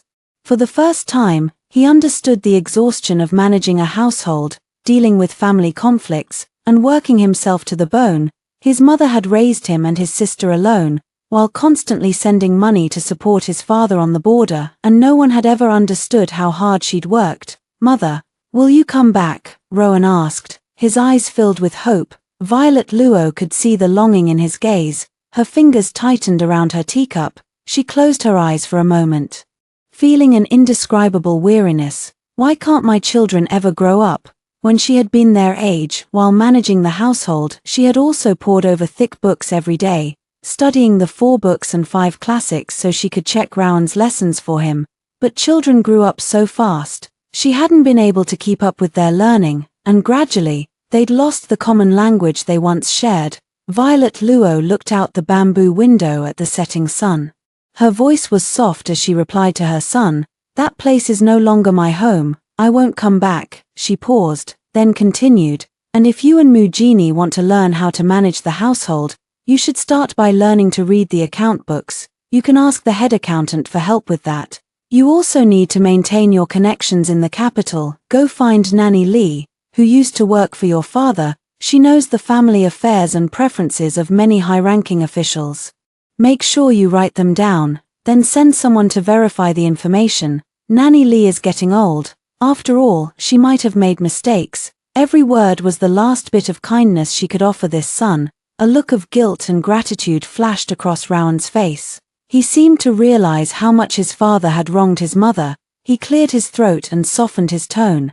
"Mother, if you're still angry about father having a concubine, I can send Aunt Moo back to the border or to her maiden family." Violet Luo was slightly surprised. Had he suddenly had a change of heart and chosen to stand by her, or was he just pretending to please her? Either way, it wouldn't change her mind. "There's no need," she said. "Don't come looking for me again. I've left the general's mansion. I'm no longer your mother, and I don't have a son like you." With a wave of her hand, several guards rushed forward and dragged Rowan out of the courtyard. As the courtyard gate closed, Violet Luo clearly saw the pale shock on Rowan's face, as if he couldn't believe she would throw her own son out. Doing such a thing to a child she had raised for decades made her heart ache. Despite herself, Violet Luo couldn't remember when Rowan had grown so distant from her. From the moment he was born, he had been doted on by her and the entire Xiao family, even more so than Cordelia, Alden Xiao's mother. Afraid that this only grandson would meet the same fate as the Xiao family's generals, who all died in battle, had spent a fortune hiring a renowned scholar to teach him. The scholar had told him, "Always put yourself first." Alden Xiao's mother had only wanted Rowan to avoid rushing into battle recklessly if he ever joined the military. She never could have imagined that her grandson would grow up to be such a selfish man, someone who could apologize to her with a straight face, then casually suggest throwing Priscilla Moo, whom he had once liked, out of the mansion. After Rowan left, Violet Luo lost her appetite. She told Madame Wang and the others to finish the meal without her, then stepped out of the house and walked along the busy street. It was spring, and the sounds of peddlers shouting their wares filled her ears. Violet Luo stopped to look at some eggs at a stall, but her attention was drawn to the chatter at a nearby tea stand. "Have you heard? That old General Xiao in the capital, he's already 70 or 80, and he still married a young, beautiful wife. What young beauty? You must have misheard, it's an old woman. That old woman was the one General Xiao loved when he was young. They were separated only because their families weren't a good match, as the townsfolk chatted. They suddenly realized something was off. If Priscilla Mu is 3 years older than General Xiao, she must have been married before, right? General Xiao already had a first wife too. Am I the only one who feels sorry for his first wife? She served his parents for over 20 years and raised their children all by herself. Violet Luo smiled softly. She didn't care whether anyone felt sorry for her. After all, she was already old. What was the point of dwelling on such things? When she first married Alden Xiao, she had no idea he still held such a deep attachment to Priscilla Mu. If she had known, she would have let go long ago, and wouldn't have wasted half her life. Later, when her in-laws fell ill and were on the verge of death, paralyzed in bed from strokes, those were Violet's hardest days. Her daughter had suddenly had a fit and insisted on marrying the crown prince. Marrying a prince required a generous dowry, so Violet had spent half of her own dowry. Then, to pay for her in-laws' medical treatment, she had used up even more of it. She had tended to one family member after another, and when she returned to Cassia Courtyard to face the empty, cold rooms, she had often thought of ending her life. I've failed so utterly, what's the point of going on? She had taken care of the young, then the old, then the young again. Finally, when her mother-in-law passed away, her son and daughter-in-law had their first child, a grandson. Violet had thought this would be a happy occasion. She had ordered her servants to send Mu Genie piles of fine silks and satins. She had even taken off the Xiao family's heirloom emerald jade bracelet, the one passed down through 9 generations, and placed it on Mu Genie's wrist. This bracelet has been in the Xiao family for 9 generations, she had said. You'll be the 10th to wear it. The 10th generation, supposed to be perfect, a symbol of completeness. Mu Genie had smiled and thanked her, but as soon as Violet turned away, she had whispered to a servant, "She gave me such a tacky thing." Violet had learned martial arts from a young age, and her hearing was sharp. She had heard the comment. She hadn't been angry, but she couldn't help feeling uneasy. She had tried so hard to please her daughter-in-law, yet her efforts had been dismissed. But then she had thought, young people were like that, they said whatever came to mind. Being a little naive and blunt was common. In that moment, Violet had envied their freedom to speak their minds. Pulling herself back to the present, Violet Luo realized she had unknowingly walked back to the Peach Blossom courtyard. As soon as Zixia saw her, she hurried over to help her. Violet asked casually, "I heard Mu Genie went back to her maiden home." Zixia paused, then nodded. "It seems so." Violet sighed. "Compared to her, I've been so cowardly. I wasted my life in that oppressive, cold general's mansion until I was 45. Zixia was stunned again. "How could you say that? Madam, you're so brave. You escaped the general's mansion because you longed for freedom. I admire you so much." Violet shook her head and smiled. That's not the whole story. She hadn't been chasing freedom, not at her age. She didn't yearn for the outside world, and Zhenju was no longer truly her maiden home either. Her mother was gone. She had run away only because she knew her days were numbered. Zixia comforted her for a while, then told Violet about all the interesting things that had happened in Zhenju recently. Violet listened quietly. Being around young people always made her feel at ease. In April, business in Zhenju slowed down. Continuous heavy rains kept people indoors, and the old leg injury Violet had suffered years ago flared up again, causing sharp pains. After seeing a doctor for 2 days, she gathered a merchant caravan, decided to travel to foreign lands to trade in imitation goods, 11 Beihua, and left the rain-soaked Zhenju, hoping to see the scenery she had never had a chance to enjoy in her youth. Traveling south, they witnessed morning clouds and evening rains, and vast stretches of blue sky over endless rivers and mountains. Along the way, more merchant caravans joined theirs. By the time they reached foreign lands, their caravan was so large that the locals thought they were an army. Sand swirled in the air as the long line of carts moved farther and farther away. If they had been a single caravan, they might have felt afraid, but with thousands of merchants together, everyone felt at ease. The sun blazed down, and green, spiky plants grew up from the desert. A well-traveled merchant explained, "These are prickly pears." Violet found them fascinating and plucked a 2-inch-long thorn to keep as a souvenir. She also saw mirages, visions so beautiful they seemed like miracles. She met people with dark skin and saw countless things that people from the Great Shia Empire never got to experience. In her old way of thinking, women were never supposed to travel far from home, let alone go to foreign countries, especially not an old woman like her. After setting up camp in the desert, everyone tied their camels to unknown trees. Xixia walked over and handed Violet a piece of flatbread and some charred mutton skewers. "Madam, please eat something." Violet took them. The wind and sand of the past few days had tinted her skin a light wheat color, but her eyes looked gently into the distance as she ate. Behind her, a few foreign merchants and travelers were whispering, "How dare that old woman travel all the way from Jeonju in the Central Plains to here? Isn't she afraid her bones will fall apart at her age? You don't know, she's no ordinary person, she's the one from the general's mansion." Violet chewed her flatbread silently, listening to their gossip. A foreign merchant realized, a discarded wife. Xixia's expression turned cold, and she was about to step forward to argue, but Violet stopped her. Instead, the travelers from Jeonju spoke up, chattering all at once. "You dare say that? I wouldn't even dare listen to such a thing. I heard she's an old friend of the emperor himself." One of the merchants immediately agreed. "Actually, I've been wanting to say this. The emperor even wants to take that old woman into his palace as a concubine." Suddenly, everyone started coughing. The merchant who had spoken froze, then turned around and found Violet standing right in front of him, smiling faintly. "A concubine? Who?" Sniggers broke out around them. The merchant's face turned bright red, and he stammered, "I." Violet smiled warmly. "I don't believe the emperor wants to make you his concubine." Everyone burst out laughing. The merchant, humiliated and flustered, stood up and ran away. It was only then that the merchants noticed how tall Violet was, and how noble her bearing was.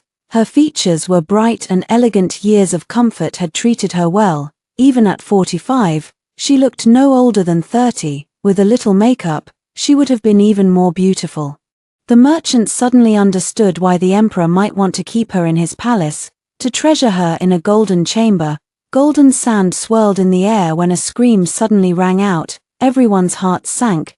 They turned to look and saw the merchant who had run away sinking into the quicksand, shouting for help. Amidst the swirling sand, 2 figures rushed toward him without hesitation, struggling to pull him out. By the time they got him to safety, Violet's clothes were covered in sand.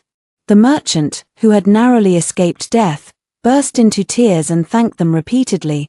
The sun shone down on the golden sand, and the lively atmosphere returned. Everyone smiled at Violet. "We didn't expect you to have such skill and strength at your age." Violet smiled too. "Thank you for the compliment." Before she had married, she had been a woman who wielded swords and spears, who loved bold, dramatic things. But after marrying Alden Xiao, she had lost even her freedom, and gradually, she had stopped loving martial arts. The last leg of their journey took Violet and the merchants another month. They traded in unknown kingdoms, exchanging tea and porcelain for countless treasures, colorful gemstones, exotic fruits, and rare spices. On their way back, they encountered sandstorms and dust devils. Fortunately, they found a cave to shelter in. When the winds died down, they walked step by step through the endless sand. "Madam," Xixia exclaimed, "we're here." Violet took off her veil and looked up. The sky was clear and blue, and towering city walls rose before them. Red flags fluttered in the wind. "Jeonju." Violet came to her senses and continued walking. "Xixia, it's been 7 months since I left, but it feels like only yesterday." Xixia nodded. "Jeonju hasn't changed much, but while the place hadn't changed, some people's attitudes had." As soon as Violet Luo returned to Jeonju, the steward came to report that Alden Xiao had sent her 200 letters over the past 7 months. She felt somewhat perplexed, and at the same time, a touch of absurdity. In their past 30 years together, the number of family letters Alden Xiao had sent could be counted on one hand. Yet now, having been away from him for only half a year, he was writing to her at short intervals. Violet Luo stared coldly at the letters, a flash of anger passing through her dark eyes. All the letters were filled with Alden Xiao's complaints. problems at home, his old injuries flaring up but being unable to find the ointment she used to prepare for him, and Rowan Xiao getting into a fight with the son of Minister Shi at the Imperial Academy, asking her what Minister Shi's preferences were so he could apologize. Was he treating her like a tablet, used by officials to jot down notes? Violet Luo had no desire to pay attention to them. She ordered the servants to burn the letters and forbade them from accepting any more letters from Alden Xiao in the future. However, Zixia stepped forward to stop her. "Madam, why not keep the letters? When Priscilla Mu has her birthday later, we can send them to her as a birthday gift." Zixia was speaking enthusiastically when Violet Luo was about to refuse her. Suddenly, there was a knock on the door behind them. When they opened it, Cordelia Xiao stood at the doorway with her obscure expression. Upon seeing Violet Luo, the frown on her face immediately relaxed, and she gave a faint, Buddha-like smile. "Mother, I've finally waited for you." Violet Luo was stunned and asked coldly, "What do you want from me?" Cordelia Xiao fell silent for a moment. "Mother, you've tanned." Violet Luo remained unmoved. "Don't change the subject." Cordelia Xiao spoke bluntly. "I'm here to take you back." Violet Luo called her by her full name. "Cordelia Xiao, I told you last time, please respect my choice. The Emperor himself approved the divorce from your father, so please don't interfere in my life anymore." Zixia looked at Cordelia Xiao and muttered softly beside her. "Some people just can't remember things. They have a pair of decorations on either side of their head." Cordelia Xiao did not get angry. Instead, she smiled. She stepped aside, lowered her eyes, and said, "Since Mother is unwilling to leave, I have no choice but to let my people take action against you." Violet Luo had not expected that Cordelia Xiao had not come in disguise, but had arrived with a large group of people in a grand manner. The crown princess forced her mother into a gilded bronze carriage and headed straight for the capital. Naturally, Zixia and the others refused to comply. They angrily rode their horses and followed behind, yet the guards brought by the crown princess did not drive them away. In the streets, ordinary people who were wandering around gathered by the side, curiously craning their necks to look. All they could see was a young woman and a middle-aged beauty sitting faintly behind the hanging pearl curtains in the carriage. How imposing! Upon hearing this, Cordelia Xiao curved her lips into a smile. "Mother, do you see? Only power and status can make the world admire you." Violet Luo glanced at her and closed her eyes to rest. She was afraid that she would not be able to resist lecturing Cordelia Xiao about not being so extravagant. After all, Cordelia was the child she had carried for 10 months and raised with great care. When Cordelia was 1 year old, she refused to let anyone else hold her. She would cry loudly if someone tried. But once Violet Luo held her, she would immediately stop crying. Even Alden Xiao's mother had said, "What a stubborn child." She set her heart on one person. As soon as Cordelia grew up, she became extremely opinionated. "The world says women must be gentle and virtuous, but I refuse. The world says the Eastern Palace is a den of dragons and tigers, but I insist on entering it." Violet Luo snapped back to her senses and could not help but rub her temples. Seeing this, Cordelia Xiao threw the incense burner out of the carriage with a cold expression.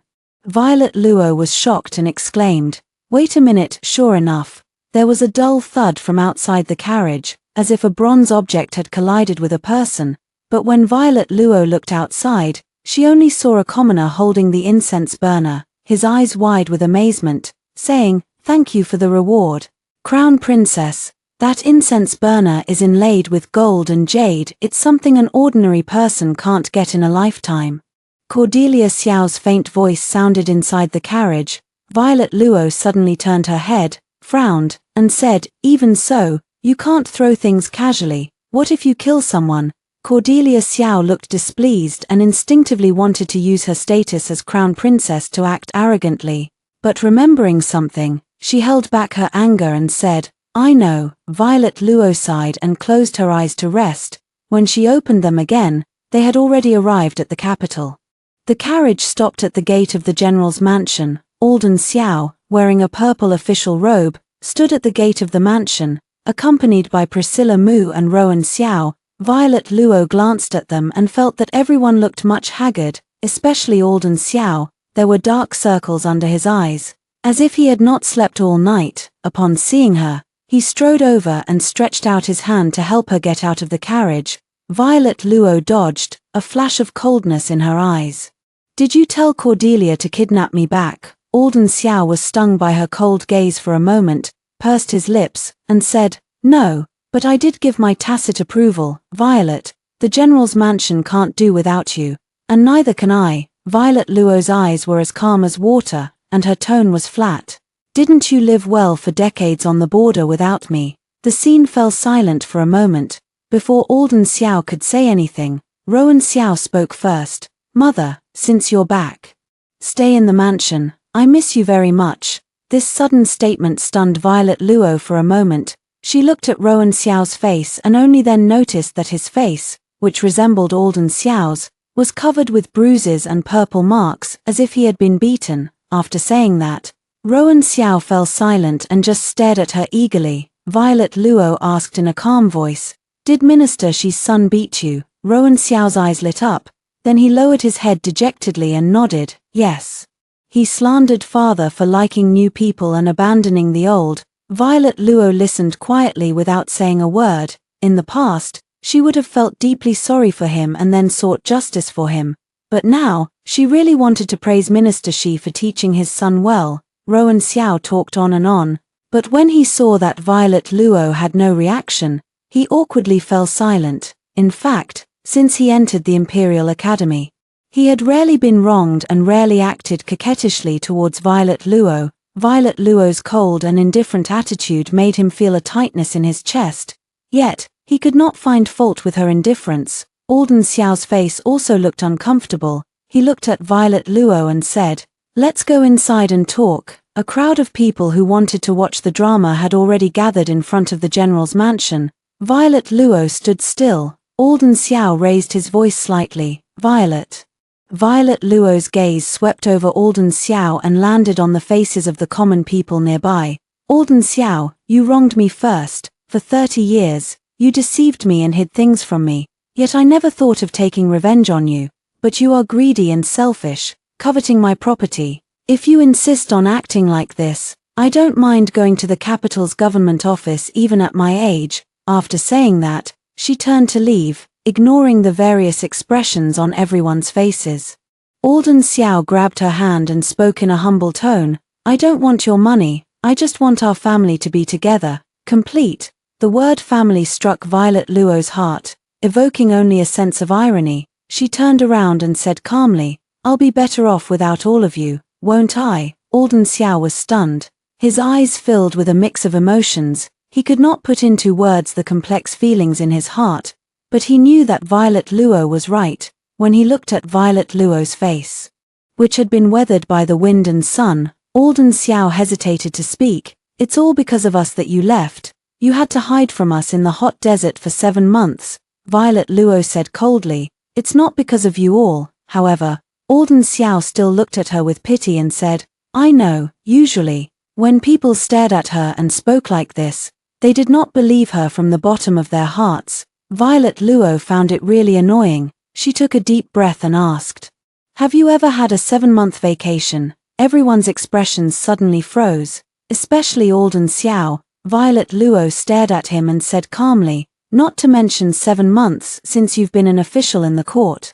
Have you ever had a vacation of more than 7 days except for the mourning periods for your father and mother? 7 days of not having to think about government affairs, 7 days of traveling and enjoying the scenery." She then turned to Priscilla Mu and said, "And you?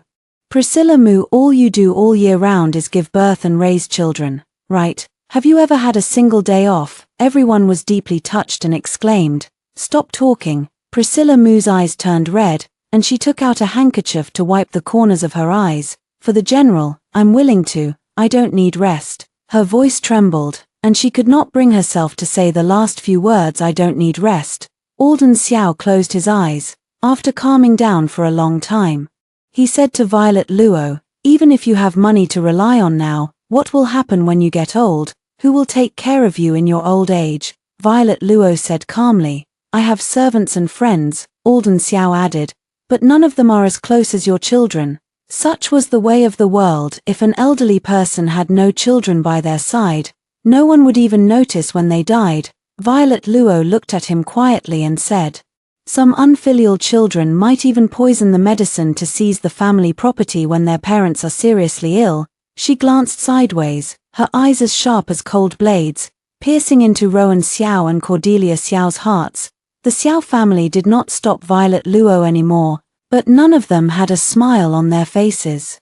Cordelia Xiao gave Priscilla Mu a meaningful look, then turned around and left the Xiao family's mansion. The rest of the people silently entered the mansion, sat down in the main hall, and stared blankly at the table filled with rare and delicious dishes. This table of food was specially bought from the top restaurant in the capital. Originally to celebrate Violet Luo's return, Rowan Xiao picked up his chopsticks and broke the silent atmosphere. There's a popular hot dish in the capital called fried shrimp balls. You can't eat them in a hurry, otherwise you'll burn your mouth. But because they're crispy on the outside, soft on the inside, and the shrimp meat in the middle is chewy, each one costs 10 taels of silver. Let's all try it. After the servants finished serving the dishes, Alden Xiao did not move his chopsticks, fearing that Rowan Xiao would feel awkward.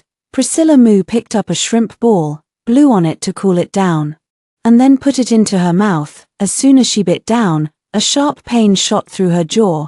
Priscilla Mu frowned, feeling as if she had bitten into a piece of stone. By the time a rusty taste filled her mouth, she covered her mouth with a handkerchief and coughed, and out came a tooth. In an instant, Priscilla Mu's face turned alternately green and white. Rowan Xiao's hand, which was in the middle of picking up food, froze in mid-air, and he looked at her with a complicated expression. Alden Xiao suddenly stood up and left, leaving only a remark, "Knowing full well your teeth are bad at your age, yet you still insist on making a fool of yourself here." Upon hearing this, Priscilla Mu felt a chill run through her entire body.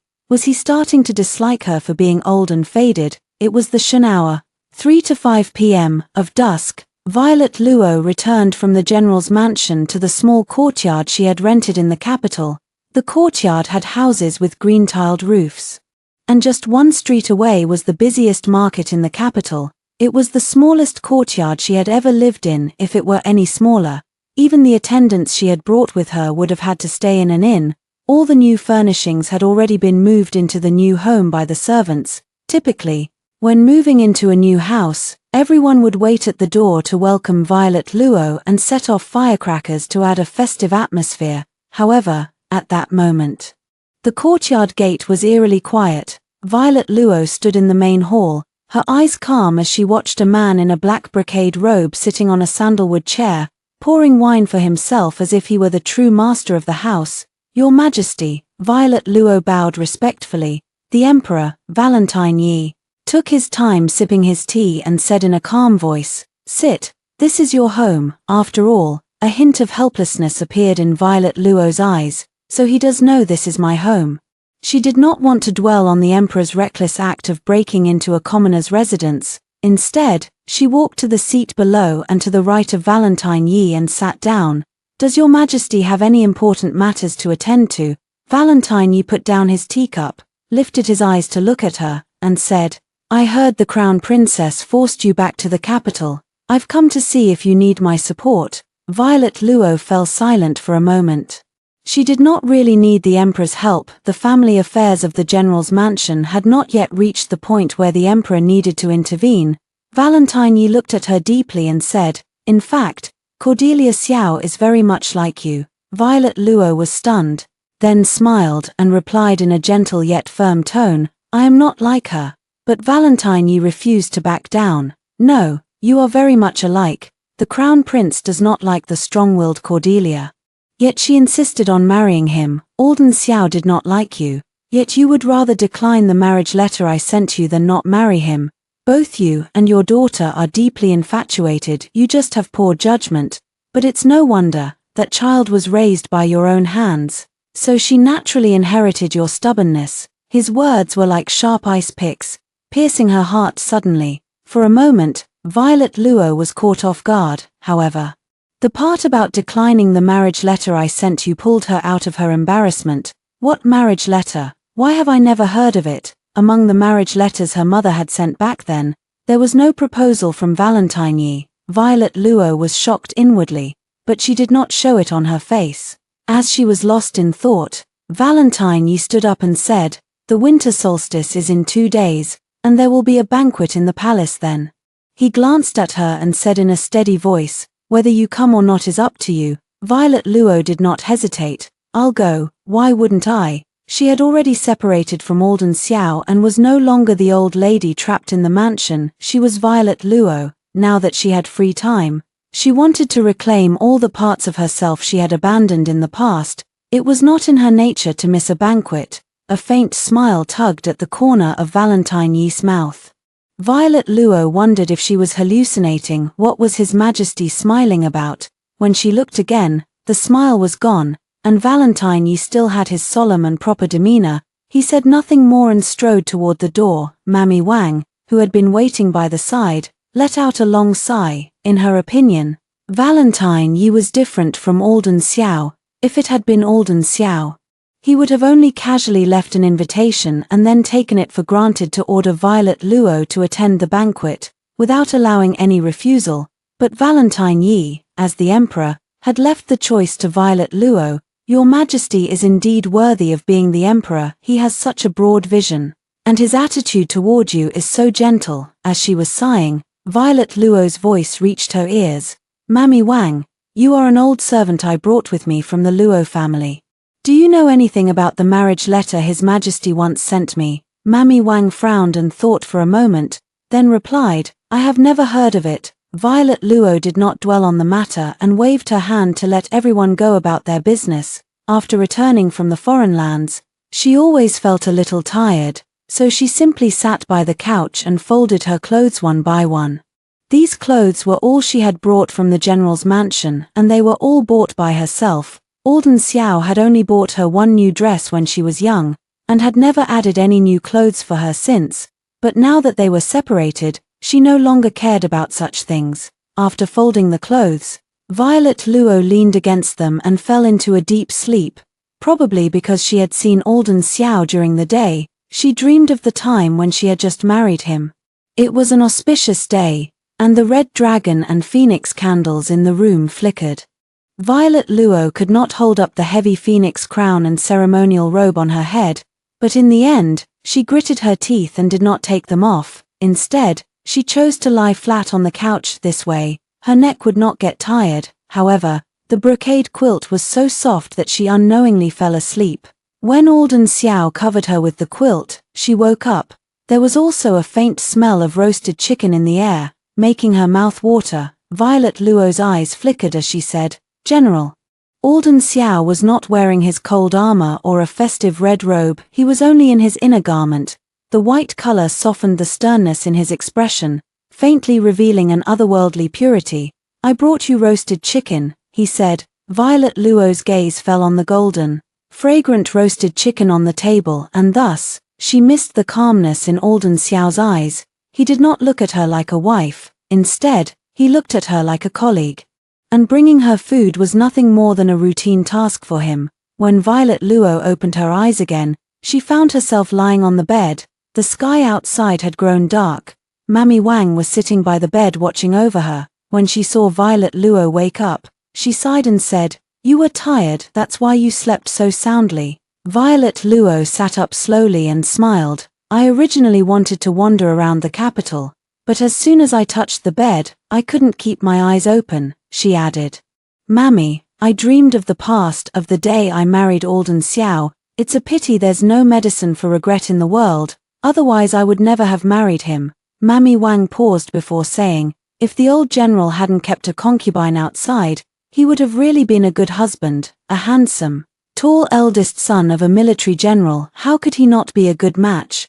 Violet Luo was silent for a few seconds, then looked at her and asked, "Mammy, why are you speaking up for Alden Xiao today?" Mammy Wang clasped her hands tightly together, looking somewhat uneasy. "When you asked me about the marriage letter today, I took some time in the afternoon to ask the steward who used to work in the Luo family. That steward was already old. After receiving the retirement money from the Luo family, he had left the mansion and moved to live in the capital. Violet Luo did not understand what she meant. Mammy Wang tightened her grip on her hands and continued, "Your mother hid the marriage letter sent by His Majesty from you back then." Violet Luo was stunned. Mammy Wang hurried to explain, "In fact, Madame Luo did it for your own good. She did not want to use her daughter's marriage to curry favor with those in power. She only hoped that your husband would be able to stay loyal to you for the rest of your life." It was also during the time when Madame Luo was choosing a husband for her daughter that the Xiao family approached them. The Xiao family said that their son was willing to marry only Violet Luo. Madame Luo had originally been unwilling to agree, but then Madame Xiao said, "Why don't our two families ask His Majesty to bestow the marriage? A royal-endorsed marriage will also put your mind at ease." Madame Luo, after thinking about it, Madame Luo agreed. The Xiao family was a family of military officers, and Alden Xiao would have to go to the battlefield in the future. If Violet Luo married him, she would not have to spend time waiting on her husband. Most importantly, Violet Luo would be able to take control of the general's mansion and manage the Xiao family's business in the capital. She could enjoy a lifetime of wealth without having to compete with concubines for her husband's favor, if she had married into the royal family. This would have been absolutely impossible. Violet Luo lowered her eyes slightly and stroked the gold-plated agate bracelet on her wrist. It's just a pity that mother never could have imagined how poor the Xiao family really was. Most of her generous dowry had been used to support the Xiao family, and Alden Xiao had even used the money she had earned over the years to support his concubine outside. 3 days passed in the blink of an eye. During this time, Alden Xiao had come to see her. But he had been stopped outside the courtyard every time. The sun was shining brightly as Violet Luo left the courtyard and got into the carriage heading for the palace. Along the way, the noisy cries of peddlers outside the carriage could be heard constantly. Today is the winter solstice. Sweet glutinous rice balls and meat dumplings for sale, only 10 copper coins each. After entering the palace, Violet Luo realized that many officials' families had already arrived. Several noble ladies who knew her smiled and gathered around her to chat. They talked about this and that, and finally turned the topic to Priscilla Mu. "I heard from my servants that Priscilla Mu has been sending people to the medical clinic and the cosmetics shop frequently these days. She's already so old, could she still be thinking about dressing up?" Another lady said, "It's not that she wants to dress up, it's that she wants to cover the wrinkles on her face. I heard that she's getting old and faded, and the old general has already started to dislike her." Violet Luo listened quietly to their chat, feeling not the slightest bit surprised. As night fell, the shadows grew longer. The crowd chatted as they entered the Qingjian Hall of Celebration.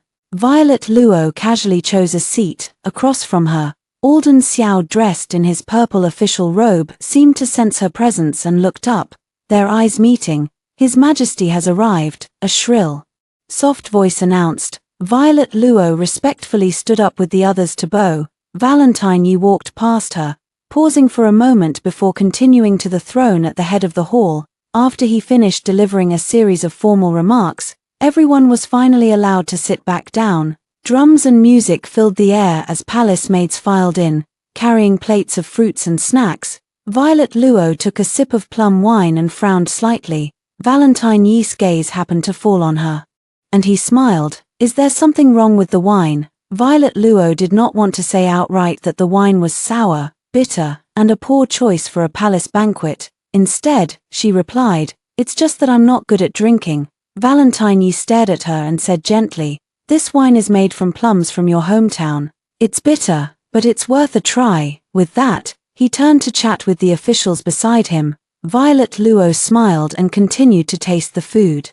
On the other side of the hall, Alden Xiao stared fixedly at the two of them, his face turning alternately livid and pale. From just 2 sentences, he could tell they were old acquaintances. Realizing this, Alden Xiao's heart felt like a stormy sea, and a cold chill shot up to the top of his head. He suddenly understood why the emperor had approved Violet Luo's request for a divorce. They had long been having an affair. An official beside him, unaware of his thoughts, asked, "Old General, I called you several times just now, why didn't you answer?" Alden Xiao ground his teeth and sneered, "I'm watching a good show." The official was even more confused. He looked around but saw nothing out of the ordinary except that Alden Xiao's ex-wife had left her seat, and then His Majesty had also said he wanted to go outside to get some fresh air. When he turned back, Alden Xiao's seat was empty too. He had already reached the door. When Alden Xiao followed them to the Imperial Garden, he saw Valentine Yi standing with his hands behind his back by the lake, while Violet Luo washed her hands at the water's edge. What have they done? That was his first thought, but reason quickly pushed it aside. They're both nearly 70, what could they possibly do? Fragments of their conversation drifted to his ears. Valentine Yi asked, "Do you want to leave your money to your ex-husband, who already has someone else in his heart, or do you prefer to leave it to his children?" Violet Luo replied calmly, "I won't leave it to either. I've spent more money on the Xiao family than I have on myself. Fine, I can accept spending it on my in-laws and children, but why should I support everyone else? I've tolerated them long enough. If they come to pester me again, I might even have to think about hiring someone to kill them." Valentine Yi smiled. "This is the Violet Luo I know." Alden Xiao, hiding behind a rockery, stared at them intently. At that moment, the concern Valentine Yi had shown at the banquet, his familiar tone of voice, and Violet Luo's courage to oppose the general's mansion all connected in his mind like a thread. His feet moved uncontrollably as he stepped out, grabbing Violet Luo's arm. "Did you leave the general's mansion to enter the palace?" Valentine Yi's expression darkened slightly, and he was about to call for guards to drag Alden Xiao away. But Violet Luo looked directly at Alden Xiao. Memories of him flashed through her mind, the joy she had felt when she first married him, the plate of roasted chicken he had brought her when she was starving, the time she had fallen asleep at her desk while sorting through account books and he had covered her with a cloak to shield her from the cold wind blowing through the window, and Priscilla Mu, like an insurmountable chasm between them. Coming back to her senses, Violet Luo gave her answer.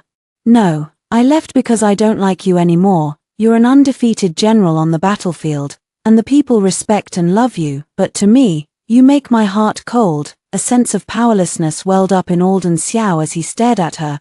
He wanted to ask, if he had never taken Priscilla Mu as a concubine, would they not have ended up like this? But he never spoke the words. Valentine Yi's voice cut through the air. "Old general, will you not let go?" Alden Xiao froze, then released Violet Luo's hand. He bowed respectfully. "Please forgive my rudeness, Your Majesty. I'm drunk. I'll take my leave now." Valentine Yi stared deeply at his retreating figure, his words carrying an underlying meaning. "That old man still hasn't given up." Violet Luo let out a long sigh. "We're all old now." Valentine Yi brought up the topic of entering the palace again. Violet Luo refused. "I once fought to marry into the general's mansion and become the mistress of a noble military family, just like so many other noble ladies. Only now do I realize that love is like a knife that scrapes the bone. If a man dotes on a woman alone, she will be surrounded by enemies like tigers and wolves. If a man shows her no affection at all, her life will be as worthless as an ant's." Listening to her calm, logical analysis, Valentine Yi felt a mix of emotions in his heart.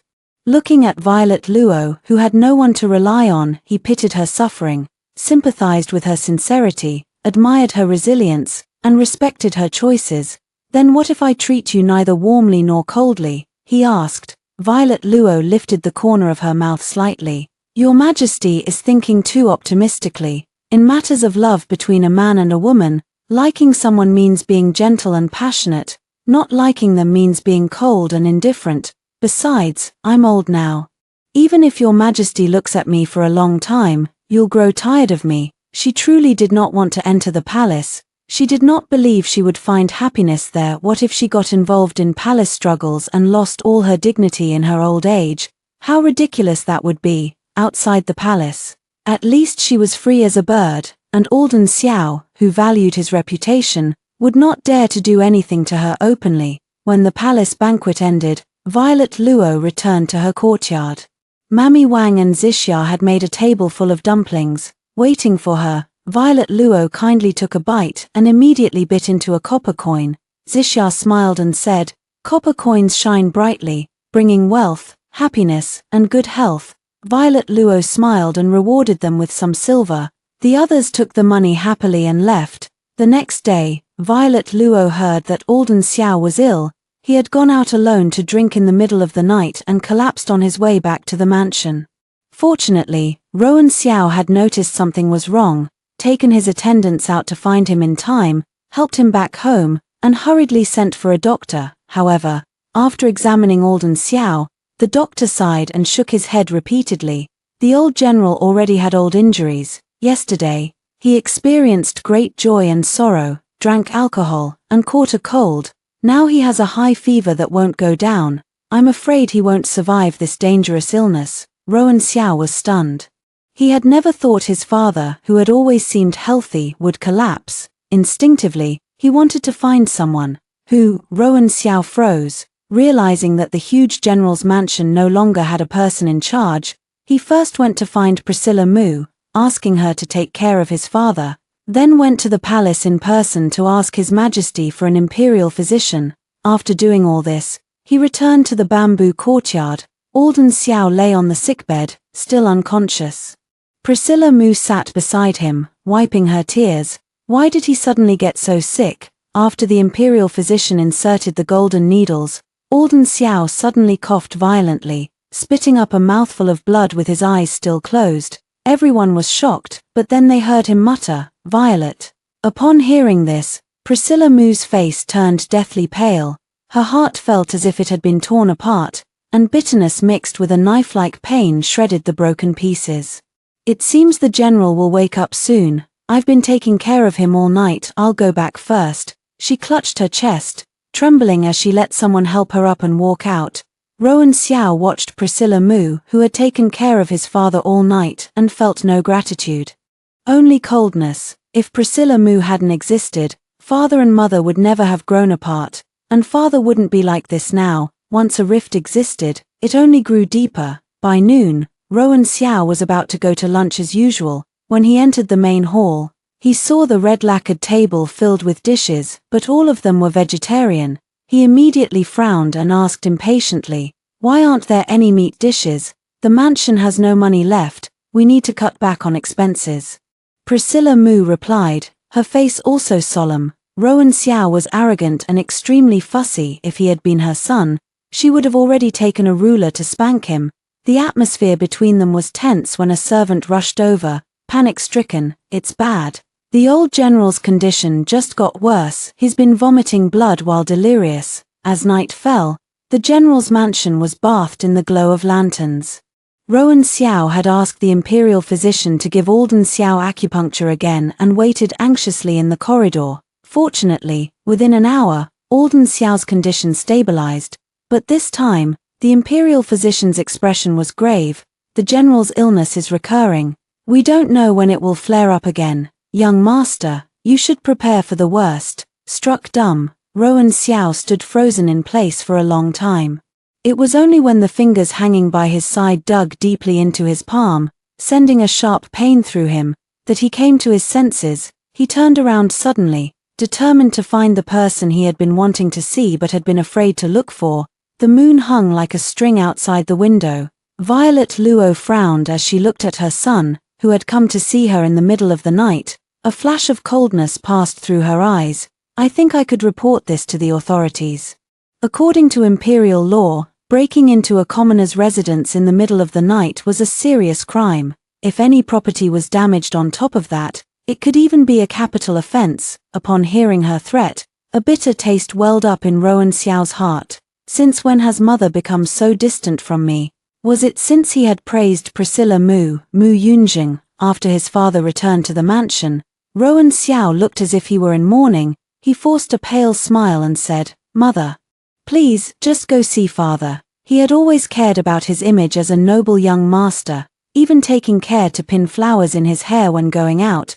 But now, his clothes were in disarray, and he hadn't even noticed that the two boots on his feet were of different colors. He was so desperate that he had lost his wits. In the past, Violet Luo would have scolded him for his carelessness and then helped him choose proper clothes herself. But now, all she could think about was when he would leave. Rowan Xiao looked at her, his eyes gradually reddening. "I don't want your money, I just want you to go see father. He's dying, after all. He was once your husband, have a little pity on him." Violet Luo fell silent. Looking at this son she had given birth to, her resolve wavered slightly. Zixia muttered beside her, "What does this have to do with our mistress? Isn't his current wife that virtuous and gentle Priscilla Mu? He made his choice back then, he shouldn't regret it now. He's only got himself to blame for ending up like this." If she could, Zixia grab a chamber pot and pour it over this shameless Rowan Xiao's head to vent her anger. She even wanted to hire musicians to play festive music and walk past the general's mansion, beating gongs and drums. Zixia's words reached Violet Luo's ears, jolting her awake like a splash of cold water. She looked at Rowan Xiao calmly and said, "Once, when your father was away, I took care of you and your sister all alone at home, yet his separation from us became an excuse for him to keep a concubine outside. My strictness with all of you became a reason for you to grow tired of me, but you were the ones who benefited from it all, so why should I be the one to feel pity?" Every word felt like a tiny needle piercing Rowan Xiao's heart, causing him sharp pain. All the color drained from his face. He opened his mouth slightly, but he couldn't utter a single word in rebuttal. An overwhelming sense of pain and guilt surged up inside him. Regret flooded over him like a tidal wave, dragging him down into the deepest abyss, leaving him gasping for air. "Mother, I wanted father's approval so badly," he choked out. "You always told us father was a great hero who defended our country. I thought if I helped him, he would like me, would look at me more. Now I realize I hurt you just to gain those things." Violet Luo looked at him quietly, and finally agreed, "It's too late tonight. Go back, I'll visit the general's mansion tomorrow." Rowan Xiao was stunned for a moment, then nodded repeatedly and turned to leave. Violet Luo walked toward the kitchen. She hadn't had dinner yet. She had been so caught up in talking to Rowan Xiao that she hadn't even noticed she was hungry. But Zixia was quick-witted. As soon as she saw Violet Luo heading for the kitchen, she understood. She hurried to ask what Violet Luo wanted to eat, recommended several dishes, and added that Mammy Wang had gone out to buy rice wine that day. "That rice wine has a rich fruity aroma," Zixia said. "It's not as strong as white liquor, nor as glutinous as rice wine. It goes perfectly with hairy crabs." Violet Luo agreed without hesitation. Today was a good day. There was no harm in drinking a little wine to celebrate. Soon, Mammy Wang brought a plate of perfectly cooked hairy crabs and a pot of wine from the kitchen. Zixia sat beside Violet Luo, carefully picking apart the crab meat and handing it to her. Violet Luo smiled, took the small porcelain plate, picked up her jade chopsticks, and put a piece of crab meat in her mouth. With one bite, her mouth was filled with the sweet, fresh flavor of the crab. As she savored it, she felt as if she were standing by the sea under the sun. Violet Luo quickly finished one crab. Noticing there were two left on the plate, she told Mammy Wang and Zixia to finish them while she kept the wine pot to herself. Drinking alone, Zixia's greedy gaze was fixed on the wine pot the entire time. Violet Luo found it amusing and poured her a cup. "If you want to drink, just say so, I won't refuse you. But you're young, so drink less." Zixia nodded repeatedly. She took a sip, and a hint of spiciness mixed with fruity sweetness exploded on her tongue. Violet Luo poured a cup for Mammy Wang too. After drinking it, Mammy Wang muttered, "The alcohol content isn't high at all," but the shopkeeper bragged that the old general passed out on the street after drinking this wine. "I bought this wine precisely because it almost cost Alden Xiao his life. What a coincidence. For Alden Xiao's funeral, this wine would be perfect for our mistress to celebrate with. It's like a joyous drink." The next day, Violet Luo slept until the afternoon before heading to the general's mansion. Along the way, she overheard the whispers of commoners. They were talking about how Alden Xiao had embezzled his ex-wife's dowry, and their voices were filled with contempt. At the same time, Violet Luo realized that Alden Xiao was no longer the man he used to be. He was no longer the mighty, undefeated general the people praised. He was just an old man who favored new lovers over old and was addicted to drinking. When she entered the bamboo courtyard, Violet Luo immediately saw Alden Xiao lying on the sickbed. His face was pale, and the corners of his eyes were lined with wrinkles like those on a withered tree. But what surprised her was that the emperor was there too. When he saw her arrive, the emperor gave her a meaningful glance and mouthed, "It seems you still care about him." Don't sully my reputation, Violet Luo mouthed back. She walked quickly over, pulled up a chair, and sat beside the bed. Alden Xiao's gaze shifted from Valentine Yi to her, and he asked, "Are you two together now?" After saying that, he closed his eyes and whispered hoarsely, "Is this to get revenge on me?" Upon hearing this jealous remark, Violet Luo had expected to feel some emotion, perhaps even anger, but now, she felt only calm. She looked at Alden Xiao indifferently and said, "Why would I use my own life to get revenge on you? Don't flatter yourself by thinking you're that important." A bitter, self-deprecating smile tugged at the corner of Alden Xiao's mouth. "Right, how could I compare to someone like him?" Violet Luo quickly glanced at Valentine Yi, who was walking around the room with his hands behind his back, looking at the decorations as if he hadn't heard the conversation. She turned back to Alden Xiao, frowning.